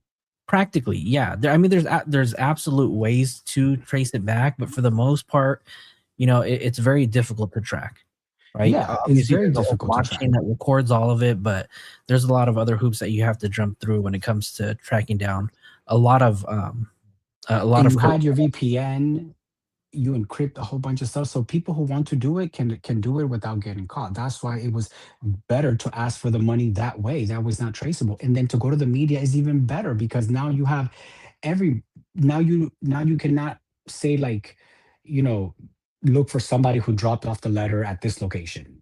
Well, and then I also believe too, right? Because if I'm not mistaken, TMZ received the first ransom note, which may or may not have been the same as the ransom note that was sent to the 2 local news stations. And I believe that, now this is just me speculating, right? But I believe that the reason why those ransom notes were sent to TMZ is because they knew that obviously the 2 local news stations didn't report anything out to the public, and it wasn't even known until TMZ made it public. But I think they sent it to TMZ because they knew that TMZ would put it out publicly and just broadcast. Exactly. They did a news outlet and then a tabloid. If the news outlet would, before doing so, the news outlet is gonna do their due diligence before coming out and saying this, and they couldn't risk them not coming out and saying it. So who for sure would have said it? A tabloid platform. So that's why they sent it to TMZ as well. They knew TMZ was going to be the first one. Of course. So any tabloid would have done it, even if it was fake. They would have done it. They don't care about their reputation. They're a tabloid. A news, channel or whatever is gonna vet the information first, and that takes time. TMZ just willy-nilly did it. So I mean, I don't know. I've been teetering back and forth on the whole idea of the ransom being real. I kind of lean towards it being real, but I mean, there's a lot of reasons and ways to kind of disprove its legitimacy. But what the note? The ransom notes, yeah. I think the moment the FBI had difficulty tracing that note and finding its source, they knew it was legit. True. That's what I think. I mean, law enforcement may have their issues, but we have the best, there is. And if they can track it, then it has to be a professional doing it. Or this person just has a lot of good luck. Whoever is doing that, whoever did this. But I think it is somebody who knew what they were doing, who knows what they're doing. Leah says that somebody with a jammer or walkie-talkie. Why doesn't she come up? I want to hear what she has to say. Leah, you're not able to join the live? I'll drop She says she clicks on the link and it takes her like somewhere else. Let me see. Hold on. Let me make sure I'm sharing the right link. Yeah, it says that it's the right one. When you click on the link, Abraham, where does it take you? It just opens up your web browser? It took me to open it in the web. And then it asked me if I want to open the app for streaming out. So if anybody wants to join, the link is down in the chat. It says report or block. No, do neither. Yeah, don't block us. Lily Jason from Twitch, what's going on? Welcome. Don't do neither. Just bypass it and continue because it's a legitimate link. That's true. If you can, just what Abraham said, bypass it. I don't think. And maybe you can turn down your security settings on your phone. But if anybody else wants to join the live, the link is also there. You know, feel free to come up. We can all have a good conversation about it and see what everybody's thoughts were. Secret Shade said, I hate TMZ. They mess cases up with all of their speculation-seeking behavior, right? And we've seen that kind of time and time again, and most recently with the Celeste Rivas case. And even that right now is so frustrating, you guys. We have 2 more days till it's David's birthday, you guys. I'm curious if we are going to get any news on that. Leah was saying something about it. There's like a second part to this interview. Oh, there were 2 parts. Yeah, we watched both of them earlier. So we watched part 1, and then we also watched part 2. Part 2 was a little bit shorter. So we watched both of them. I'm not sure what time you joined, Leah, but we did watch both. Yeah, you were like 45 minutes into it when I joined. She says that Tommaso saying that great people there. I don't think she would blame Tommaso, because if she doesn't think it was him, why would she even mention him? I also hear a lot of people saying they like make a big deal out of that her not mentioning her sister or Tommaso. It's like, why would you if you don't think that they have anything to do with this? Well, she did, right? I mean, she didn't necessarily name them by name, but she addressed the speculations, and she did say how it's hurtful and it kind of takes away from the whole case. You know, I mean, she kind of addressed it, but she didn't name them. Deladank said, FloJo, what do you think about Savannah's brother saying that it could possibly be Savannah's fame that got her mom kidnapped? I mean, you know, if you are that sibling or that child of the family who is a bigger name than any of your other siblings, I think it's going to be hard not to feel that way. But I don't know if Cameron was suggesting that it was because of that. But he was saying that he did believe right off the bat, immediately as soon as it happened, that it was a kidnap for ransom. So I mean, that would probably insinuate that they are kidnapping her because Savannah is the breadwinner or the moneymaker of the family, and she's got a couple bucks, as she said, right? I mean, whoever said that, I mean, I don't think that's a statement, it's not properly to say that. I mean, I wouldn't say that, because that just means that you are kind of shaming the other person for being successful. That has nothing to do with her. The person who did this chose to do this. It was their actions that got us where we are. That has nothing to do with Savannah and her success. She's blessed to have the success. She shouldn't feel bad or think that she's at fault for being successful. I don't know. That statement is kind of silly. I mean, she mentioned it in the first part of the video. You know, she couldn't help but feel like if it is because of her, right? Again, I know that people keep bringing up the files, right? We don't know if this has anything to do with it or not, right? But because it's happened before in the past, people can't help but include the speculation that that's the whole reason why it happened. But we don't know, right? And Savannah probably doesn't even know.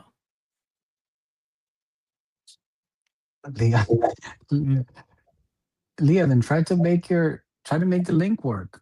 Turn on the security settings on your phone. That's what's blocking. Or if you have Google Chrome, try opening it up from Google Chrome. I don't know.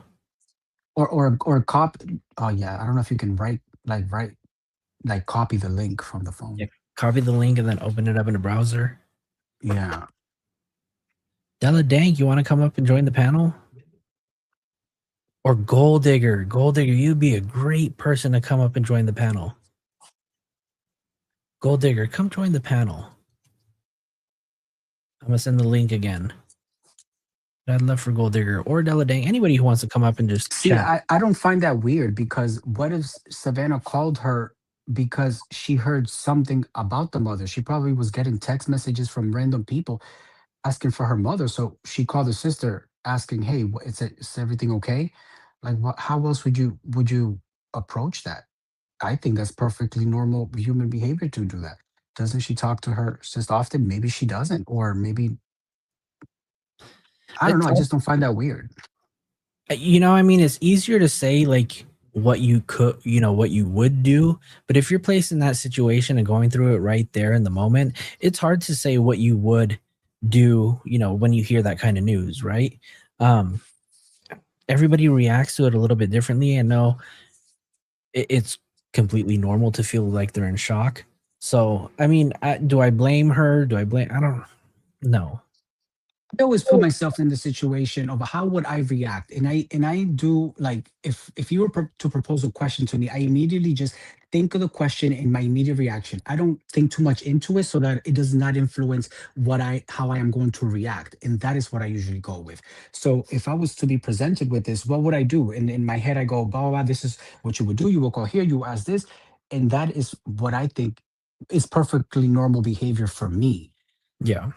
and what I would expect the majority of the people to react in a situation like that. Well, it depends, right? And the reason why I say that is because, like, as a teacher, as a nurse educator, there's simulation labs that I place my students in all the time, right? And the whole purpose of that is to kind of understand how they would react in immediate situations that kind of require critical thinking, right? Mhm. And some people are able to kind of talk you through this perfectly without a mistake, right? But when you hear the words action and it's go time, sometimes people kind of freak out and they go blank and they don't know what to do. I've even seen people say, like, when it's time to perform surgery on a patient, they blank out and they forget the steps that they're supposed to do. So I mean, it's again, it's easier said than done, right? And I don't know. I again, I try to put myself in their shoes too. But if I were to find out the same news of my mother missing, going kidnapped, or getting kidnapped, I don't even. I mean, I could tell you the first thing that I would do, but I don't know if, like, in that moment, everything would play out, in the ideal situation. So again, I I see don't. I don't what Leah. I guess the comment Leah made, I think I got it backwards, but it would still be the same. It's like maybe she was getting phone calls or messages from other people who were already looking for her. So when Annie called her, she said, "Is everything okay?" Depending on when, like, if my sister was to call me early in the morning, that's the first thing what I would say. Hey, is everything okay? Because that is not the time that she would normally call me, or Yeah. at an odd hour. Like I sleep in late. I work from home. My family knows not to call me like really early. If they do call me, I'm gonna immediately say something. Is everything okay? Because they know I don't like to be like woken up so early. So depending on when Savannah called her, maybe it's not a usual. It was not the usual time she usually communicates with her sister, which Did, could have did the been why interview she said that. in the interview, Hmm? did they mention when that phone call took place? Was that on the day they discovered that she was missing? Or was it that night? Because I don't remember them saying, like, when exactly the phone call was made, but then I also remember that during the press conference that Sheriff Nanos had mentioned that they were there at the house in the evening. So do you guys remember that when Sheriff Nanos had said in the press conference that they were there like the night before Where at the house? at the house? I know, and I don't know if he just misspoke, but I do remember that he did say that. Okay, so when the police were there. Yeah, okay, so Hope is saying they didn't say the exact time. Yeah, I mean, I see what Leah's saying, but I don't find that weird. Hold I on, let don't me. find that I don't find that odd that she would ask that because it was probably not the normal time that she would call her. I My don't know. I sister don't find that called me weird. saying, "Is everything okay?" And then Annie said, "No, mom is missing." Yeah. Hope is saying, "I That think he spoke." like how else would you have expected her? Like how else is Leah thinking that scenario should have gone for it to be? not weird, I guess. Yeah. Let me see. Savannah did not call her. Annie called Savannah and called Savannah. In the interview, Savannah said, my sister called me and I said, is everything okay? And then Annie said, no, mom is missing. Yeah. But if he called her the day it happened, Savannah's time zone is different. So it would have been later on in the day on Sunday, not Arizona time, which is true, right? Arizona's what, 1 hour ahead of us. So that would have been, if she was in New York, that would have been 2 hours ahead. I don't know what time Annie called Savannah. Let's just say, I don't know, 12 o'clock. 12 o'clock on that day that she went missing was when the police arrived, right? Because I think the first phone call, I don't know if it was from the person who discovered, like the church member that made the call. Maybe the church member is called Annie. And then I Annie, think they were probably trying to get a hold of the family, and probably the Annie first. She's the closest. yeah. And Yeah, they then, probably knew if something happened, always call Annie because she's the closest. and then of course, if I'm Annie, I'm not going to immediately think, oh my God, my mother's kidnapped, or oh my God, something's happened. Like I would call my mom and see, and this probably all happened very quickly, like within minutes. She got the phone call, then they went and checked for her and all that stuff. It was not, I don't think it was like hours that went by from when they were notified. Let me see. Let me pull up the timeline. And she's a grown woman, had her own car. She could get around on her own. How do you know that she just didn't go somewhere else and just didn't tell anybody? So I think the family is not going to immediately call the police. Oh my God, something's wrong. Let me I don't pull up think they this. thought that till after they went to the house. So it says here 5:32 p.m., right? So January 31st, 2026, 5:32 p.m. Nancy travels to local family's home. 9:48 p.m. Family drops Nancy off at home and garage door opens. 9:50, which is 2 minutes later, garage door closes. Then on February 1st, in the early mornings at 1:47, the doorbell camera disconnects. At 2:12 a.m., software detects person on camera. Wait, at 1:47, the doorbell camera disconnects. And then at 2:12, the software detects person on camera, no video available, no subscription. 2:20 a.m., the pacemaker app shows disconnected from the phone. That means it was far, I believe. Okay, but this part right here doesn't, wait. 1:47 a.m., the doorbell camera disconnects. 47. Right? Is that what you do? And then when was the video footage captured? There's no timestamp on it, but it does say here that 2:12 a.m. software detects person on camera. Okay, I think what happens is sometimes, because it happens to me, if there's like an outing in my area for a few moments, my cameras disconnect and I begin to get alerts. Ring sends me an alert, Nest sends me an alert, my Google Home, everything starts sending me an alert, can't connect to internet. Okay. And it would only last a few moments, and then it will come back on. Maybe that's what happened. You usually have that in the middle of the night when they do updates to your Correct. modem and stuff. Everything like shuts down for like a little bit. So that's maybe what happened. That's weird though, because it does say doorbell camera disconnects, and hopefully I'm reading this right because it is a little blurry. Let me see if. Hold on. But you are right, because that is what we've been hearing. The door camera disconnects, Yeah, and so then we see footage after, and we think why if it disconnected, but it doesn't mean it couldn't have come back on. True. When it comes back on, I still get alerts. Does Nest? I know Ring does. I don't know if my Nest camera does. 13 plus 21. And you always get, like, even if you don't pay the subscription, you always get an image. I mean, you always get a quick thumbnail? video footage. Okay, so yes, the system assigns a thumbnail based on whatever image is captured, but it does record for a few seconds, and you are able to see it for like a day or so. You just can't save it. You just won't probably be able to download it.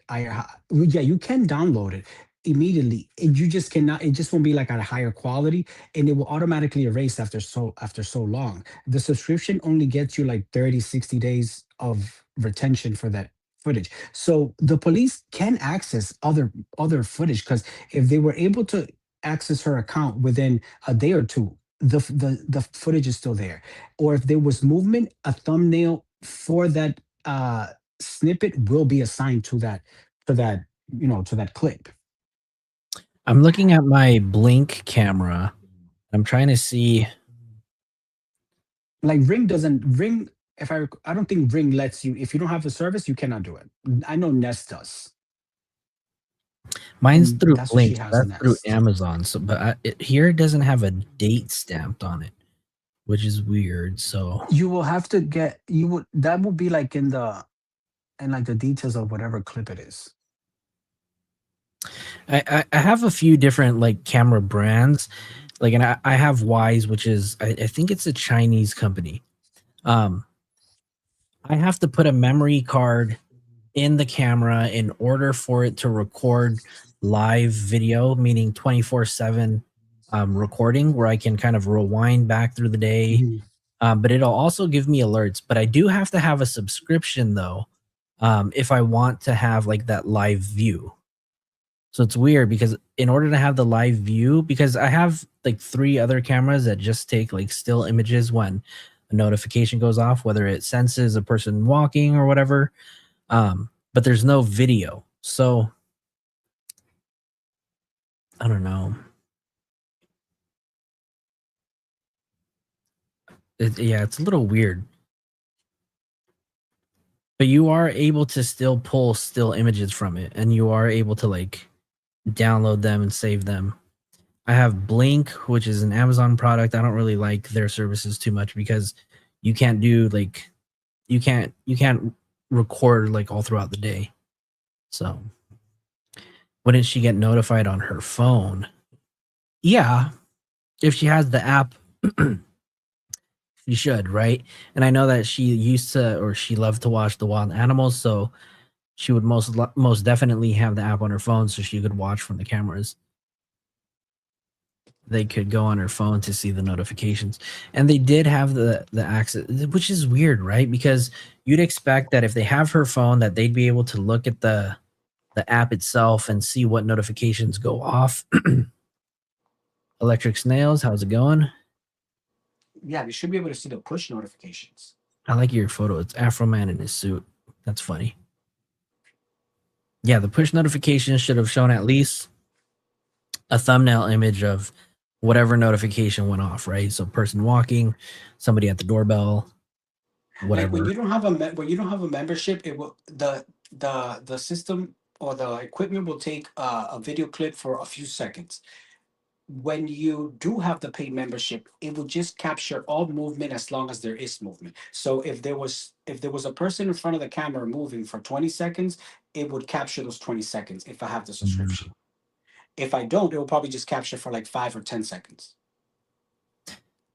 There's also a feature on my app too that you can set. You do have to set it manually though, but there is an option, like if there is a movement, what it can do is it can capture 10 seconds before that movement, which is weird. I don't know how that works. I know. I never understood that either. Well, that's because it's constantly. I think it's constantly recording. Yeah. Yeah. My Ring does that. I never understood that. I'm like, how can you go back in time and record before that? It's kind of like the live photos, right? If you have an iPhone and you take a live photo, it captures like, I don't know, 2 seconds before and 2 seconds after. Yeah, it would capture like a little video, but it doesn't do it from before. Ring does it. Ring will record 10 seconds prior to the motion. I never understood how it could do that. The only thing that I can think of is it's constantly always recording when you have a subscription, because that's a feature that you can only turn on when you have the paid subscription. That's true. And I don't own a Nest, so I'm not sure how the user interface works and the settings that you can set. But man, you'd expect for a family that has more than $1 million to at least, I know, right? China is probably watching me on all my cameras. Oh well. I know. I mean, they're just gonna watch me on Goofy here, right? Leah, we'd love for you to figure out how to hop on. I know, Leah. Get up here. Come on, Leah. Got that pound cake. They're all different because I have a Ring and I have 3 cameras around my house because I have a 13-year-old daughter and she is outside with our dogs. And there are some creepers out one day staring. Yeah. I have Nest and I have Ring. You have Nest and Ring. Which one do you like better? I think Ring you can do more. But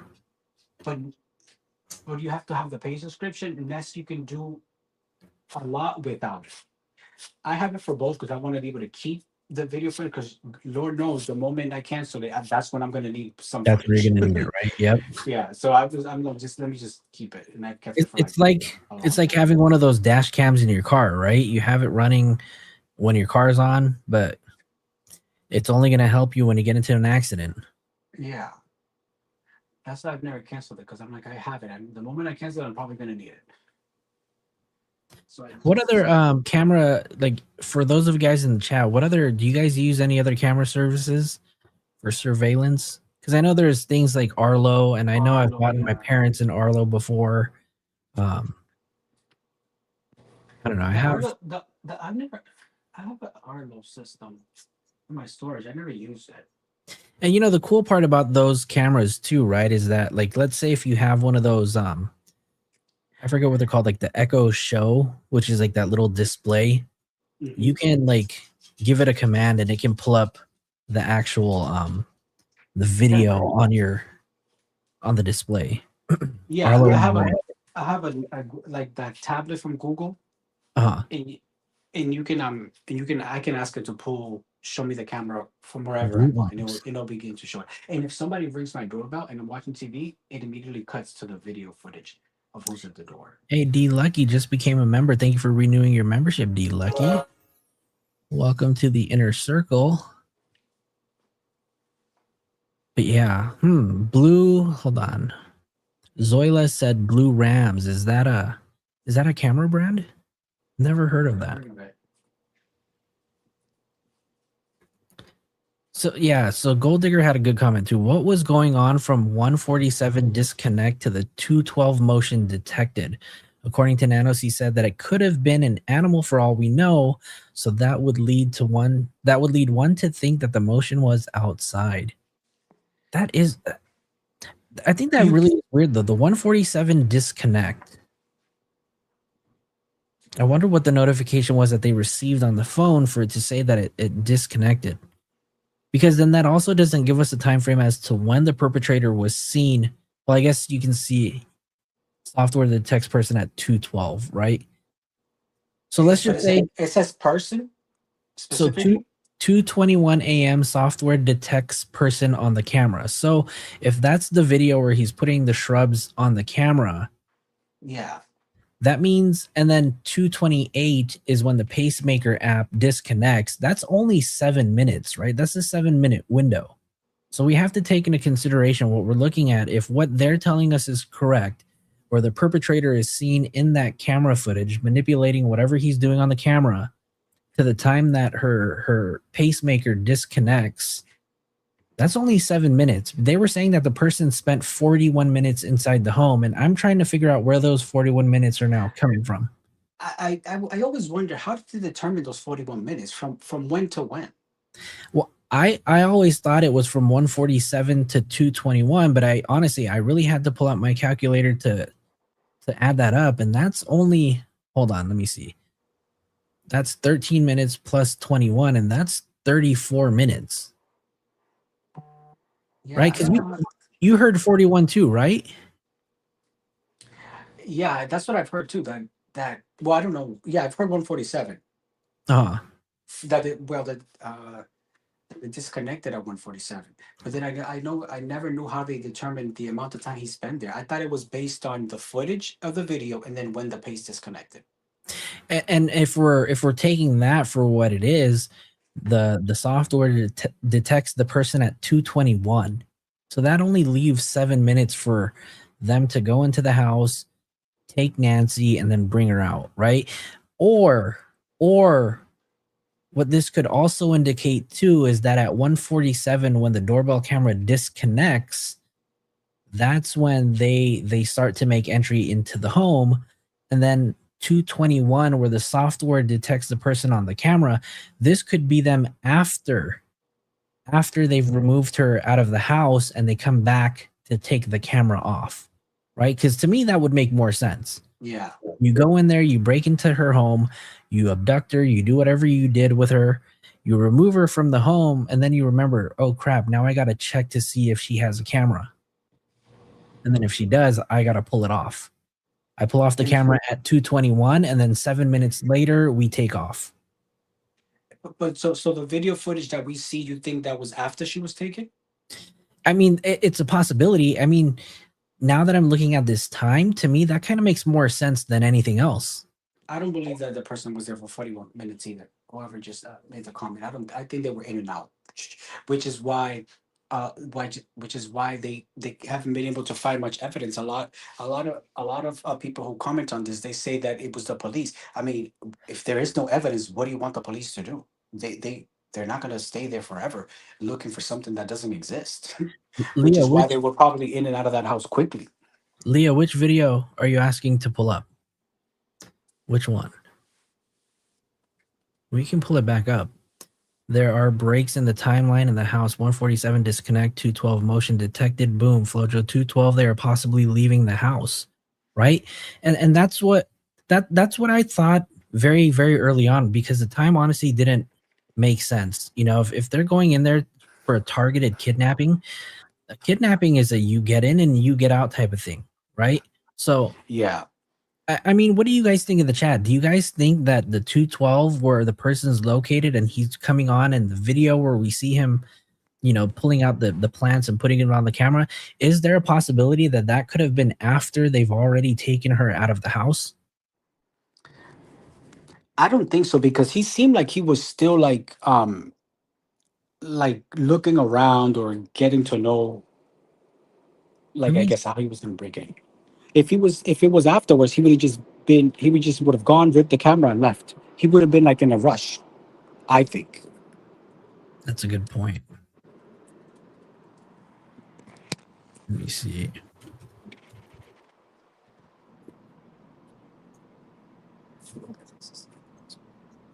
Let me see if we can pull up the video. See, but if the back door was open, then why didn't he enter through there? I don't think there's a camera in the back, or at least we haven't been told there was one. They should release the full video, right? Or whatever else they have, because if they don't have the questions, maybe somebody on X or on TikTok can find the answer out for them. What about the blood? There was no blood when the person was there. And they determined that the blood on the ground did belong to Nancy, right? So I'm not sure, because didn't that so my question, Longhorn, Foghorn. A question that I also have too that I don't think we have answers to is, when law enforcement checked the door, or whoever opened the front door first, did they notice if the front door was locked? Because from what we've seen, the door was closed, right? The door and the screen door. I don't know. I've never seen a video of anybody making like an initial attempt to get in there. Because they're saying that the perpetrator must have exited through the front door. Because of the blood. Because of the blood. Yeah. And then also, I don't know if you guys have seen the photos today, but Chillinois also posted some photos of what looked like potential footprints. Let me pull that up too, because when I saw that, I was like, oh, there's a possibility that that is actually true. So let me see. Let me share this really quick. I don't know if you guys can see this right here, but Chillinois on X put that it lines up too perfectly not to be made by the same object. a shoe print. So if you take a look at this blood splatter right here, they're saying that the footprint matches the shoe that looks like it's like an on cloud shoe. So you see here that there's lines here, and then this person also took photos of the bottom of their shoes, and they said, I really hope that they treat that pattern as a shoe print or something else significant. If the suspect had a pair of on clouds on, I think he did on the front porch, then they'd have similar patterns to that. I pulled out one of my old pairs, and let's say, I'm not implying these are the same style because they're not of the OCs to refer to, but it is possible. I'm in disbelief that the doormat wasn't taken. How could you ignore that huge piece of evidence? If he had on clouds, they are magnets for evidence because of the soles on them. So if you take a look here, it's crazy because yes, they do look very similar, right? Those shoe prints. And then these little prints right over here. Let's see.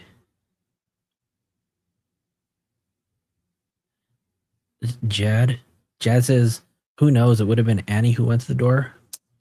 Quit playing. You really think it was Annie with the fake mustache? Oh no, did we lose Abraham? There doesn't appear to be any forced entry to the front security door. And that's a good point, right, Gold Digger? Because there's no forced entry, but also there's no... There you go. Let me bring it back up. You there, Abraham? Abraham, are you there? Can you hear us? Hello, hello, hello.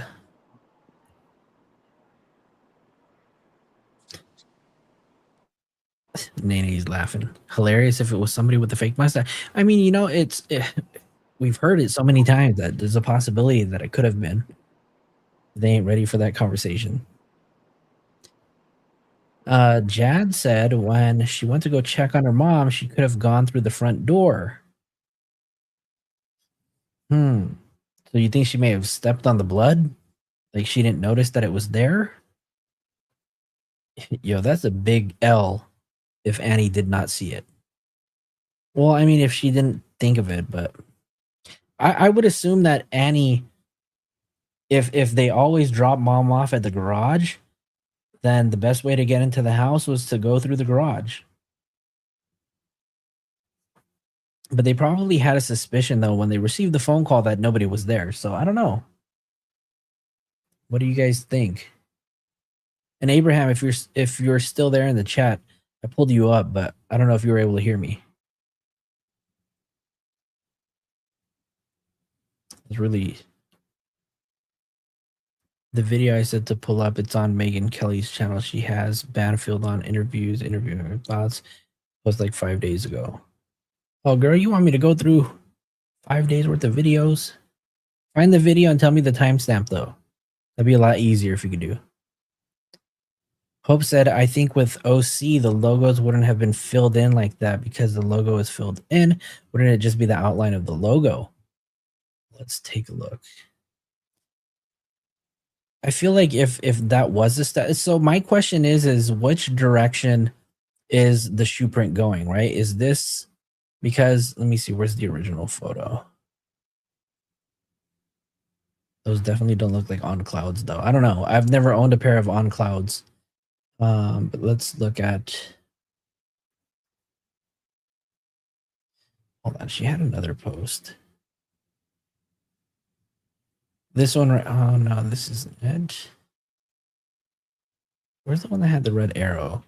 Oh, right here. So my question is this the back of the shoe? And then would that indicate the direction that the perp was walking, meaning away from the door? Or is it a different part of the shoe? See, because that part right there, they're circling the heel of the shoe. Wasn't the blood there already when whomever delivered a package? Could they have stepped in the blood? That's always a possibility, right? I mean, Hope said, I saw, let me see, I saw another photo of the on clouds where the logo was filled in with the rubber. So I'm curious if on cloud, like the bottom of the shoe have different different souls. I don't know.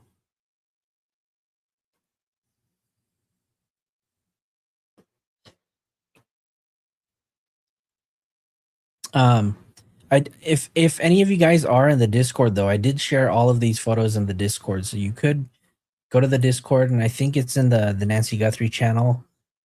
You guys should be able to pull up all of the photos from there of the On Clouds. The beginning of Monk's episode. Which video though, Sid? All right, there you go. Abraham, I just dropped the link so you can pull it up.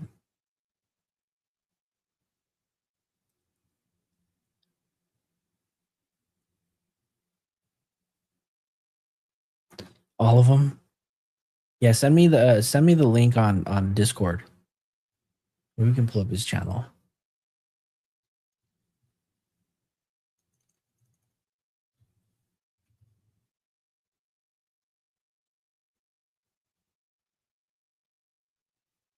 Abraham, can you hear me? Yeah. There you go. I got kicked out of the app. You got kicked out? Yeah, it just kicked me off for some reason. And it was having me log in and it kept bringing me like on a loop.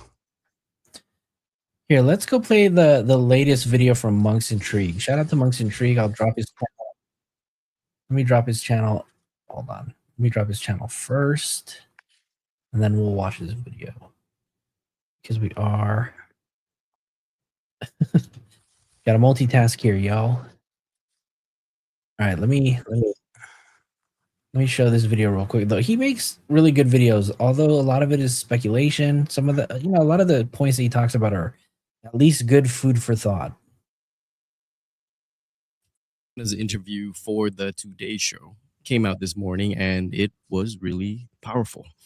You know, as emotional as it gets, and I admit personally, I did not know about Savannah before all of this, but I do get why there are a lot of people that care about her or love her. To me, there's nothing, at least that I could see, about her that is condescending and pretentious.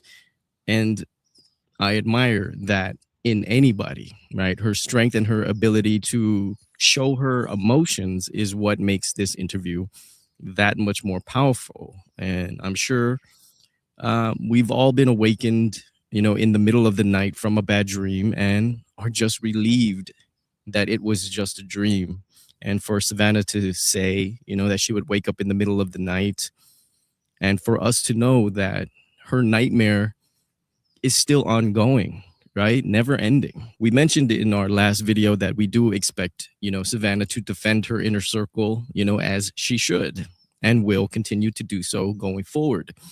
Now, one of the more poignant things that stuck out to me, at least, is when she said, "I will not hide my face." And Savannah, of course, says this unironically because I genuinely believe that she believes in the good of all people, because why else would she still reach out, make pleas to a stone cold kidnapper's heart, or the company of characters that a character like that keeps. So as I was reading comments, Sorry, I came across a comment of character. Rewind this because there's a point right here where you can see, let me turn off the comment really quick.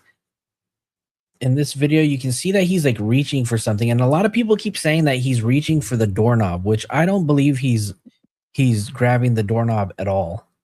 He's to a stone cold kidnapper's heart.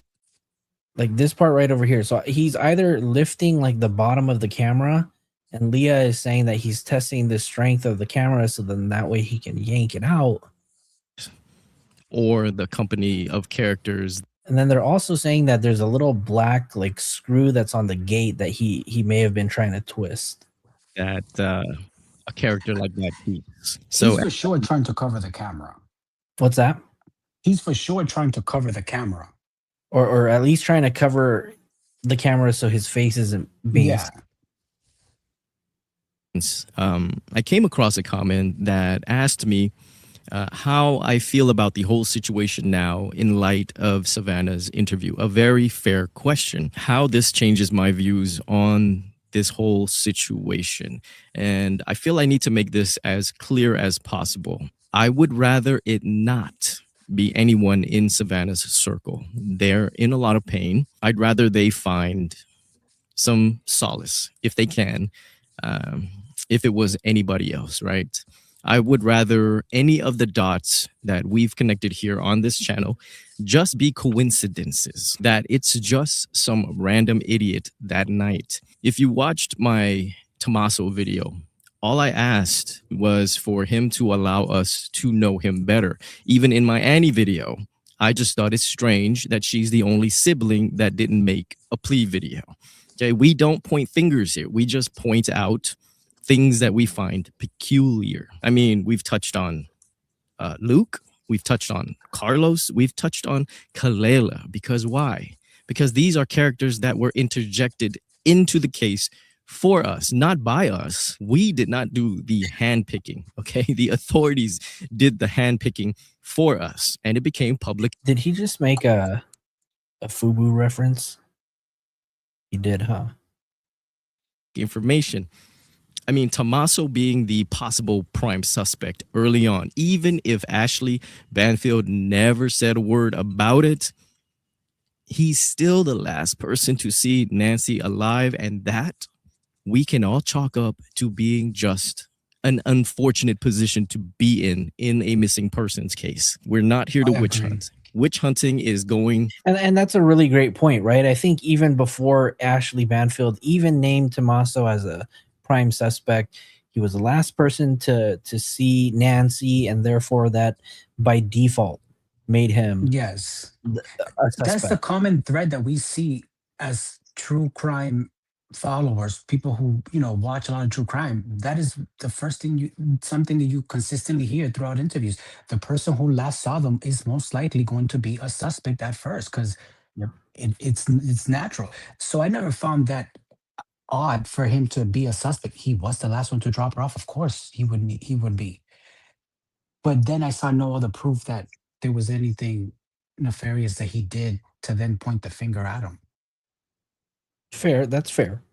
And obviously, Sheriff Nano said that the family has been cleared, although I don't know. Well, I mean, yeah, you're clear until you're not. Yeah. And until they find something else. In that Fox video that we showed a few minutes ago, that FBI agent was saying, it with everything that kind of doesn't make sense in this whole thing, it still kind of points back to someone being inside her inner circle. So that was a little...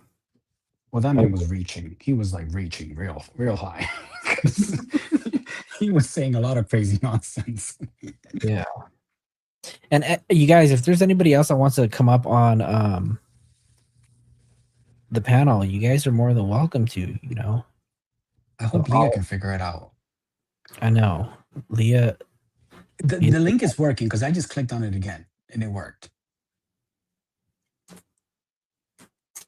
What she's getting is a pop-up that Apple does for security. She has to turn her security settings down a bit to like medium or low.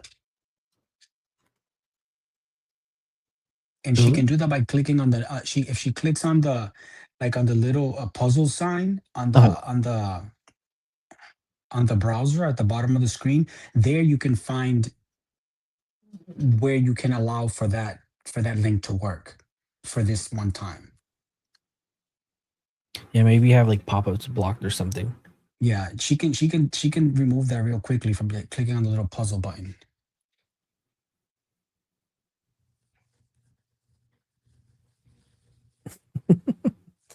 Leah's getting frustrated. Yeah, there's a lot of stuff on this phone. I can't pull up your comment because you're saying bad words. Darn. See, we just started using StreamYard too, so I don't know how to fix it for you. I wish I knew, otherwise I'd give you advice on how to fix it, but even I don't know.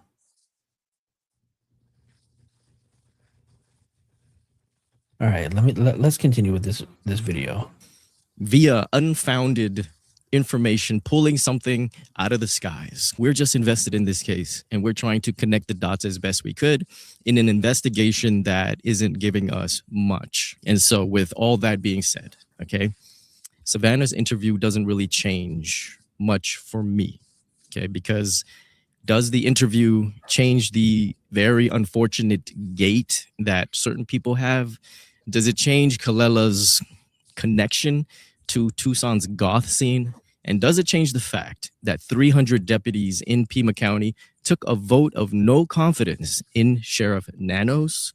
We're talking about 300 unanimous votes, not majority, unanimous. So it appears that Nanos is on his way out. So while on the topic of Nanos, the murmurs on the internet is of being appalled about the vetting process of Pima County, because Chris Nanos, while in El Paso PD, had 26 allegations that resulted in 8 suspensions. That's a total of 37 days of lost work, a litany of misconduct that could have easily been accessed because it is public information. And oopsie, that spiraled in to this man being Pima County's sheriff, a bad sheriff, in my opinion.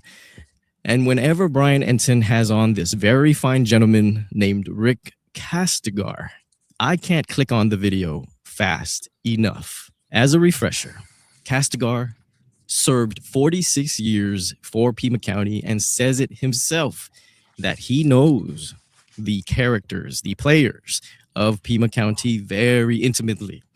And I know he speaks from experience, he speaks from the heart, and he speaks with the palpable disdain for Chris Nanos. This poor man even confessed that spending the majority of his career being Chris Nanos's boss, basically being his mentor, and even at a certain point, Chris Nanos's friend, was a great regret of his. Wow. He even takes blame for Chris Nanos being Pima County's sheriff because the prior sheriff before Nanos did not like Nanos at all. That sheriff actually wanted Castigar to be the next sheriff, but it was a bad time for Castigar in his life. He had certain family obligations that kept him from doing so. And so Castigar recommended Nanos. Out of sheer respect for Castigar's opinion, that previous sheriff said, okay, let's go ahead and back Chris Nanos. Nanos ran for sheriff. The boss bitch, are you there? We just added you to the stage. Hello.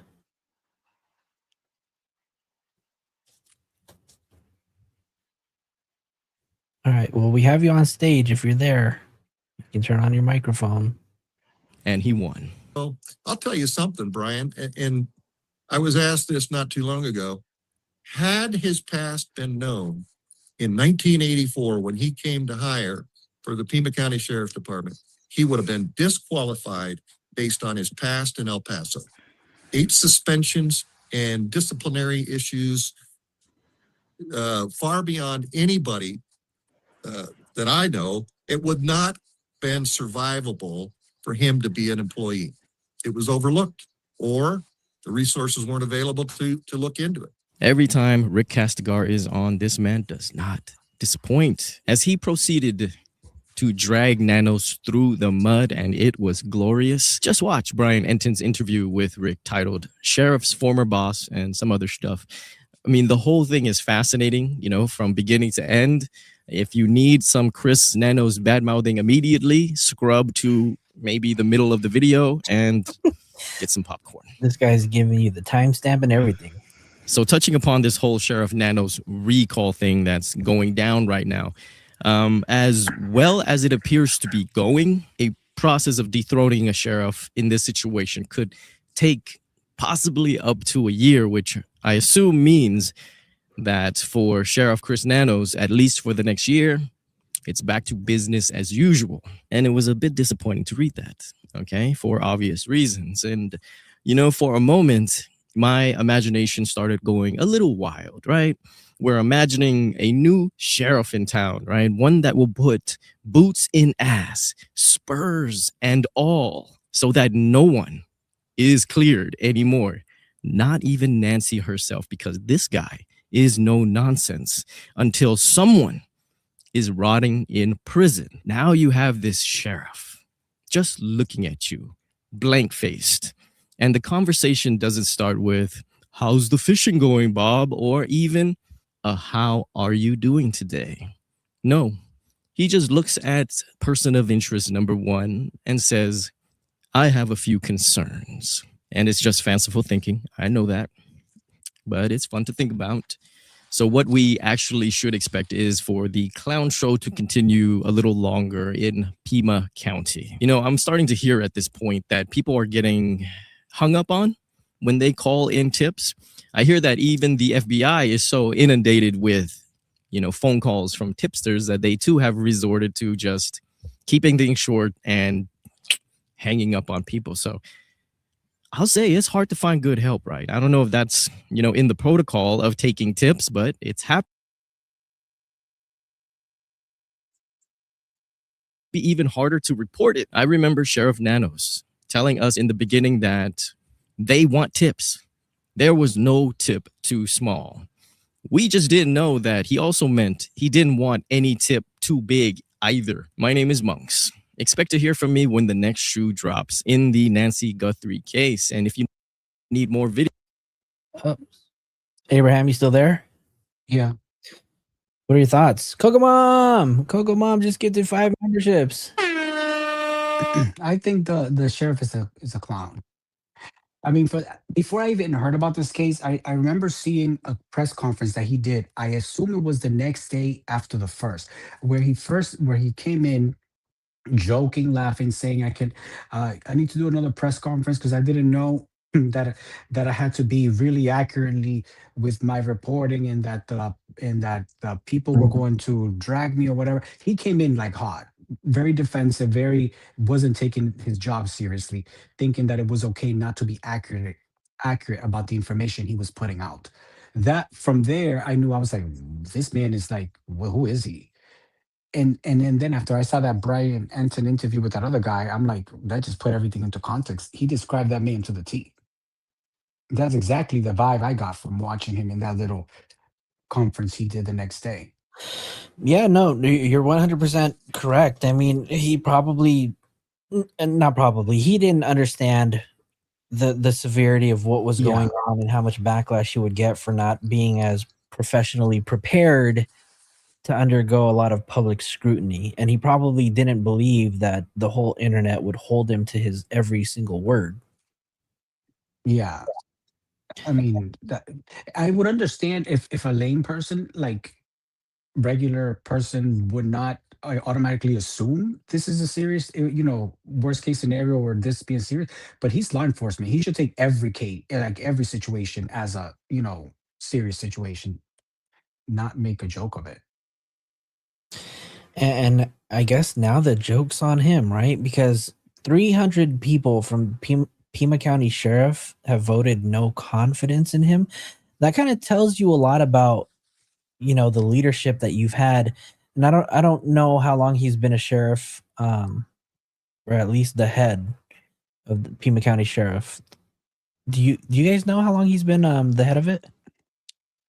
Poetically speaking, how's it going? Welcome. I don't know. Was he voted? Like, that's a position you vote for, right? Yeah. No, it's absolutely a position that they get voted in. But I think, if I'm not mistaken, that he still has about 3 more years left before his position's up for election.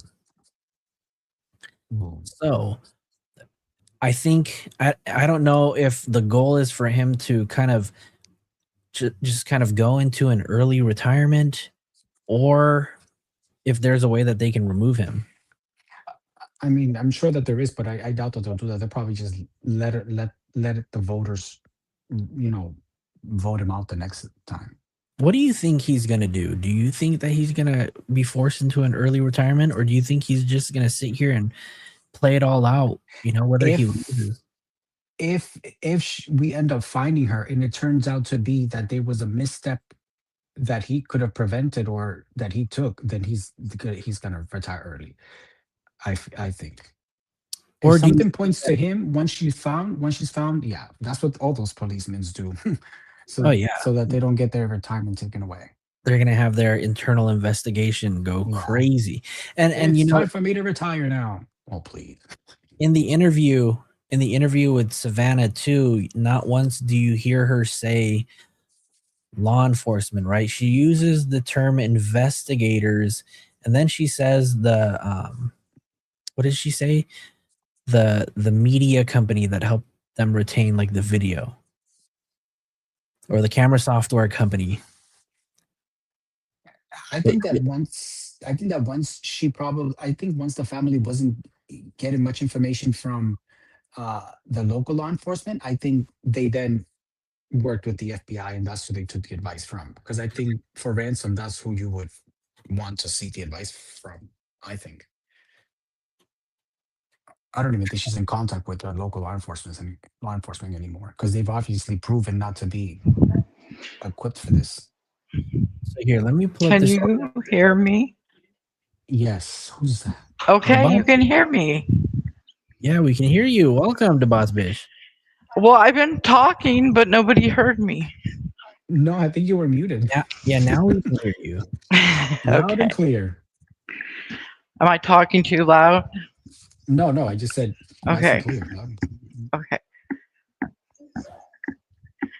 No, I've been talking. I unmuted my mic and I was like saying stuff, but nobody was saying anything back. Oh, well, now we can hear you. How's it going? How are you feeling? Okay. My blood sugar's fine now. I don't know why it went low. Why do you think I asked you for? I don't know. I don't have enough information as to why, and I can't diagnose you. Yes, you can. I give you permission. No. My scope of practice doesn't allow me to diagnose. But what are your thoughts? What are my thoughts on what On part? this case. On it. What are we talking about? On everything? I don't know. I have more questions than answers. Do you think it was professionals or the family or just a random, scammer? I think it was who came to the door? No, whoever took her. I think it was professional. I think so too. Yeah, it definitely could have been professionals. I mean, we still haven't found him, so he's done 54 days of hiding. I just can't believe it's 54 days now and they have not found her. Yep. But I mean, look at these serial killers who go on for decades, sometimes without being found. They know what they're doing till the moment they, step in it. That's true. With all the technology and Ring cameras, and they even took a camera off of the, what was it? That side house. They climbed up top. What did that show? Did it show anything? When they climbed They up never on disclosed it. I think it was on top of her house. Yeah. Did it show anything? Or I don't think they're telling us everything, but For sure they're not. I just don't think I would had hope that they'd find her alive, but I don't think so anymore. I had hopes too. Unfortunately. But as time went by, it dwindled. Yeah, no, that's what it did with me. I kept hoping they'd find her. And I did think one of the ransom notes was the actual person but it got so messed up with TMZ, we got these ransom notes and this person will tell brought up the Mexico, and I just think it got all mixed up. But I think the first note they got was legit. And the ones yeah, that the I other think news that media too. got. No, I think that too. If it was my mom and I had the money, I would have just gave the Bitcoin. I mean, to be honest, like, I know that she I don't. wanted proof of life, but like, you only have one mom. But then that doesn't guarantee you that.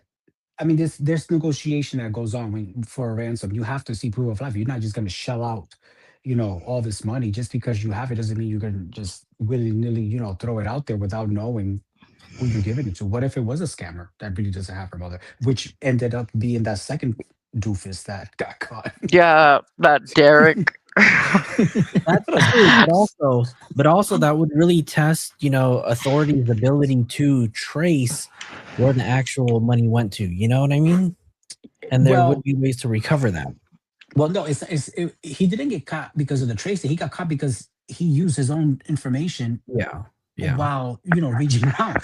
And that's how I think the FBI determined that the first note was legitimate. And then, of course, they're not going to advise you to pay, but then they left it to the family. Now, this is legitimate. Do what you want with it. And that's when I think she felt compelled to say, we're willing to pay. When that's how she said, now now we're taking it seriously. That's when she got confirmation it was legitimate. And what about, so let's see, we have Luke Daly, right? Luke Daly was also apprehended or detained, brought in for questioning, and so was what was the other guy's name? Carlos Palazuelos. He was also questioned too. What type of evidence do you think that they collected to serve that search warrant? Well, one of them made a delivery to the house, right? Was like a Amazon driver or something. It hasn't been confirmed, but I mean, there's speculation that he may have been in the area delivering packages, which that's where that's why I think they questioned him. It makes sense. They're questioning everybody who was in that area, and there's not that many people because, as you can see, that area is big. So it's not like a neighborhood where you have a neighbor to your left, to your right, across the street. No, these properties are stretched apart real far. So not many people will be going down her street per se. Her house, or maybe one other's probably the only one on that street. Yep. So that would make sense for him. The other guy, I heard that it was like somebody called in a tip. That's what I think. Somebody called in a tip. That's what I had heard. Somebody called in a tip and it was fake. It ended up not doing nothing for it. Because the poor guy got dragged out of the house. And his poor mother. I mean, poor mothers for the both of them, right? Yeah. Mother-in-law. Let me see. But wasn't there like a shooting or something? Whatever happened to that? Wasn't there like a guy that shot himself, or was that fake? I think that happened the same night, right? That's what they were saying, and they kept saying Dolly seen it or something happened, and he was on stream, but I don't watch him, so I heard somebody got shot too the same night.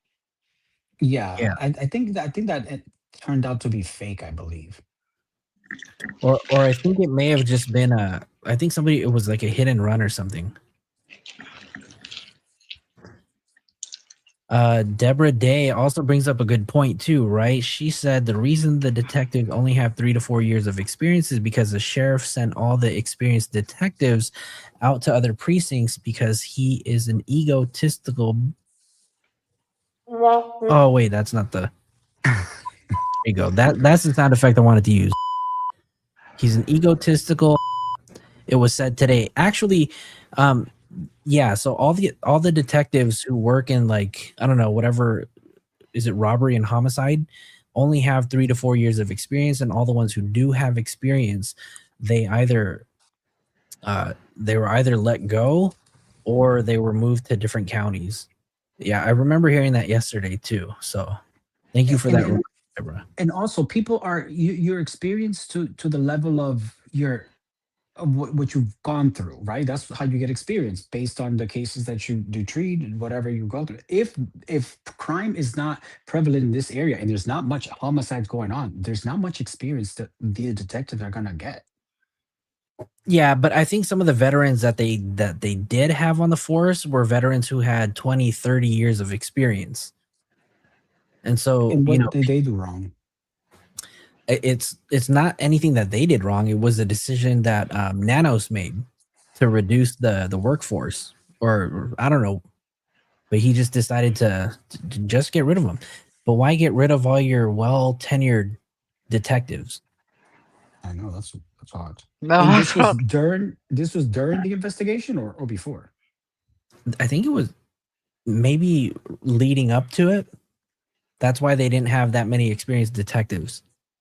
He had sent them out of there. He is under investigation for it, says Deborah. Thank you for that. Oh my God, can you imagine if he's behind all this? That would be scandalous. He's got an ego. He definitely does, right? You guys remember that video that we played a couple lives ago where he has a few choice words for the FBI, and now he's working side by side with all of them. But I found this article on KJZZ Phoenix, I guess it's a radio station, says Pima County Sheriff Nanos facing Guthrie criticism, Board of Supervisors, and a recall effort.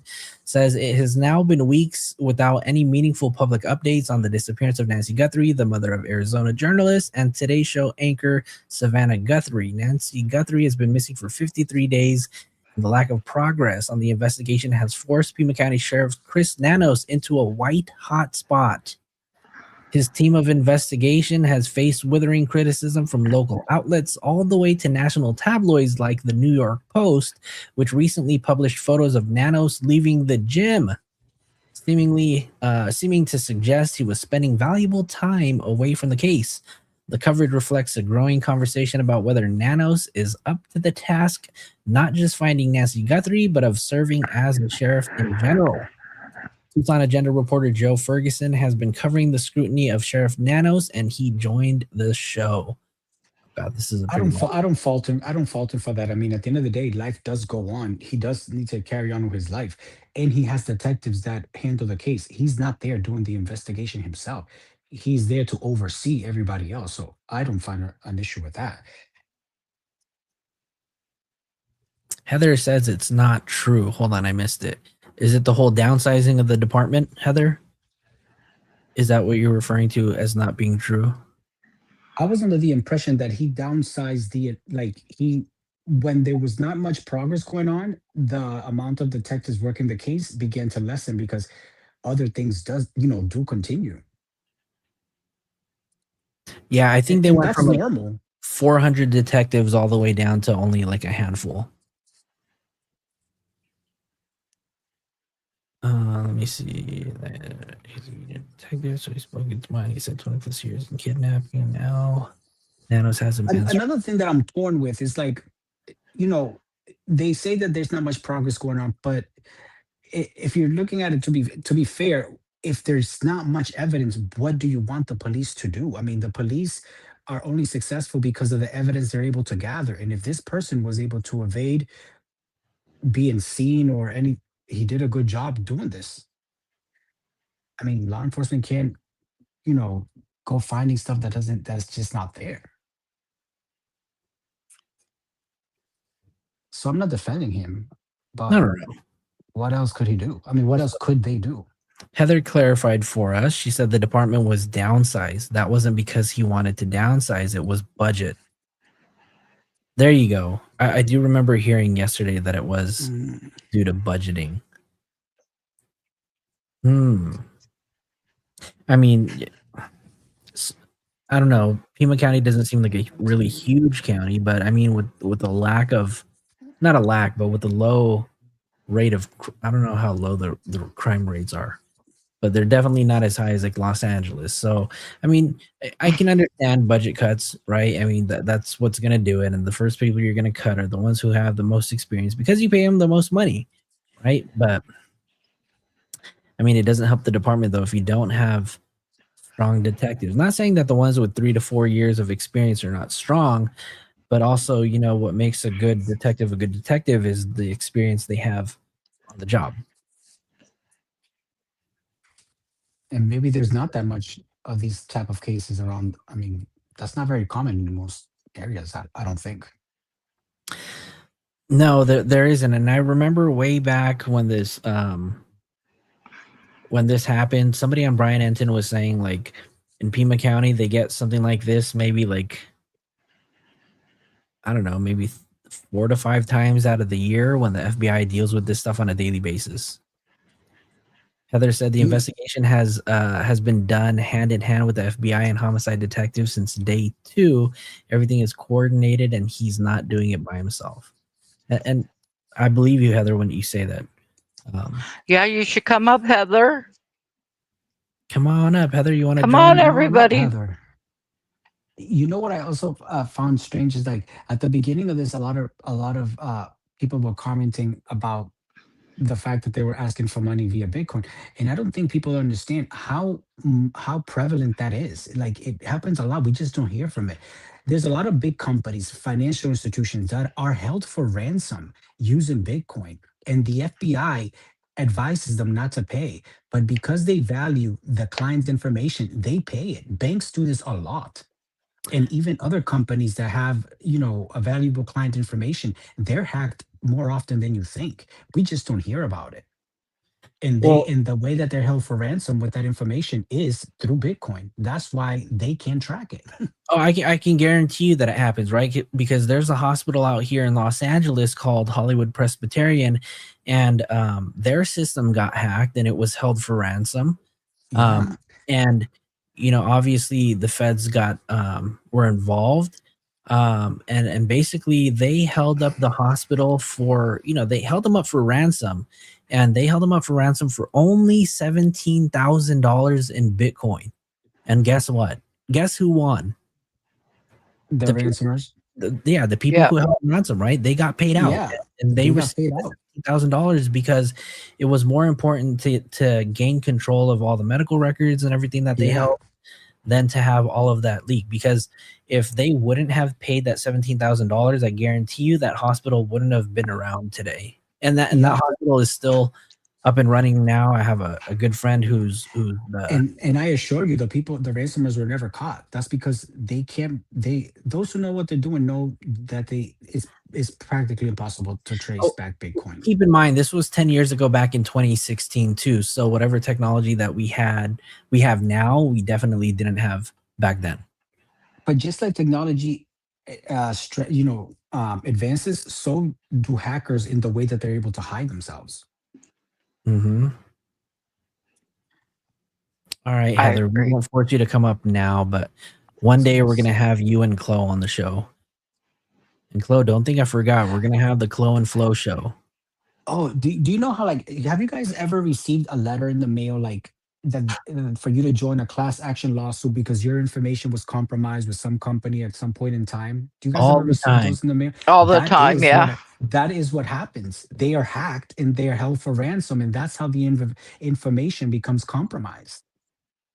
Not all of them, but some of those notices that you get, that is how that information became compromised through a hacker. Yeah. It's not like somebody picked up a file in a room in an office and then ran with it. No, it's their security systems were compromised by hackers and probably held for ransom. Yeah, I mean, I feel like ransoms happen a lot more often than we think. Some of them are just not publicized and also not involved in high profile cases like the one we're watching today, right? They're just not sending the emails to TMZ. True.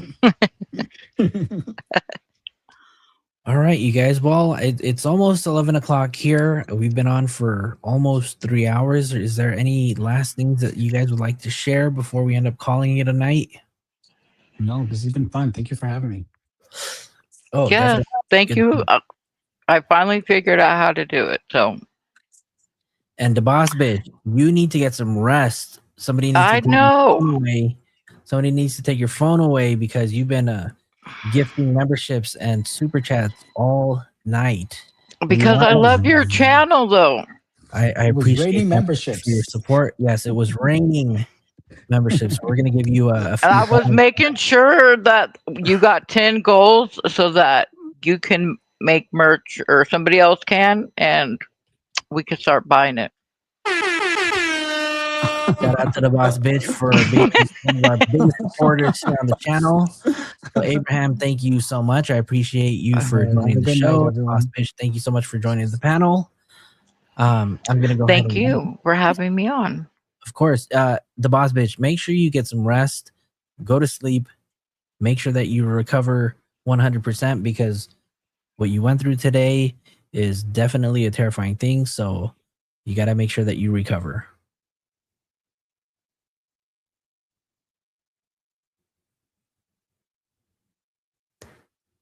All righty, you guys. Let me hold on. All right, you guys, I'm going to bring this one back up really quick, but I am going to be calling it a night. Thank you guys so much for joining the show. We have 28 starred messages, and I think this is all just going to be the boss bitch sponsored show. So we're going to drop another horn for her for her $20 super sticker, 5 gifted memberships, her $5 super chat, another $5 super chat, another $5 super chat from the boss bitch, 5 gifted memberships from the boss bitch, $2 super chat, another $5 super chat, another $5 super chat, another one, another one, another one, another one, another one. I don't even know how many super chats that was from the boss bitch, but thank you again. Everybody who was gifted a membership from the boss bitch or myself, from Sydney, Tara, D Lucky was a member, and then Coco Mom gifted 5 memberships today too. So if you guys were gifted a membership, please make sure you thank them in the chat. You guys, this is Filling in the Gaps. My name is FloJo, and I do thank you guys for being with us. Again, if you guys are on Discord and you guys are new members, make sure you guys check out the community wall. I will post the link so then that way you guys can join the Discord where the conversation continues. That's going to be it for me tonight. Thank you guys for tuning in. I'll see you guys later. Peace.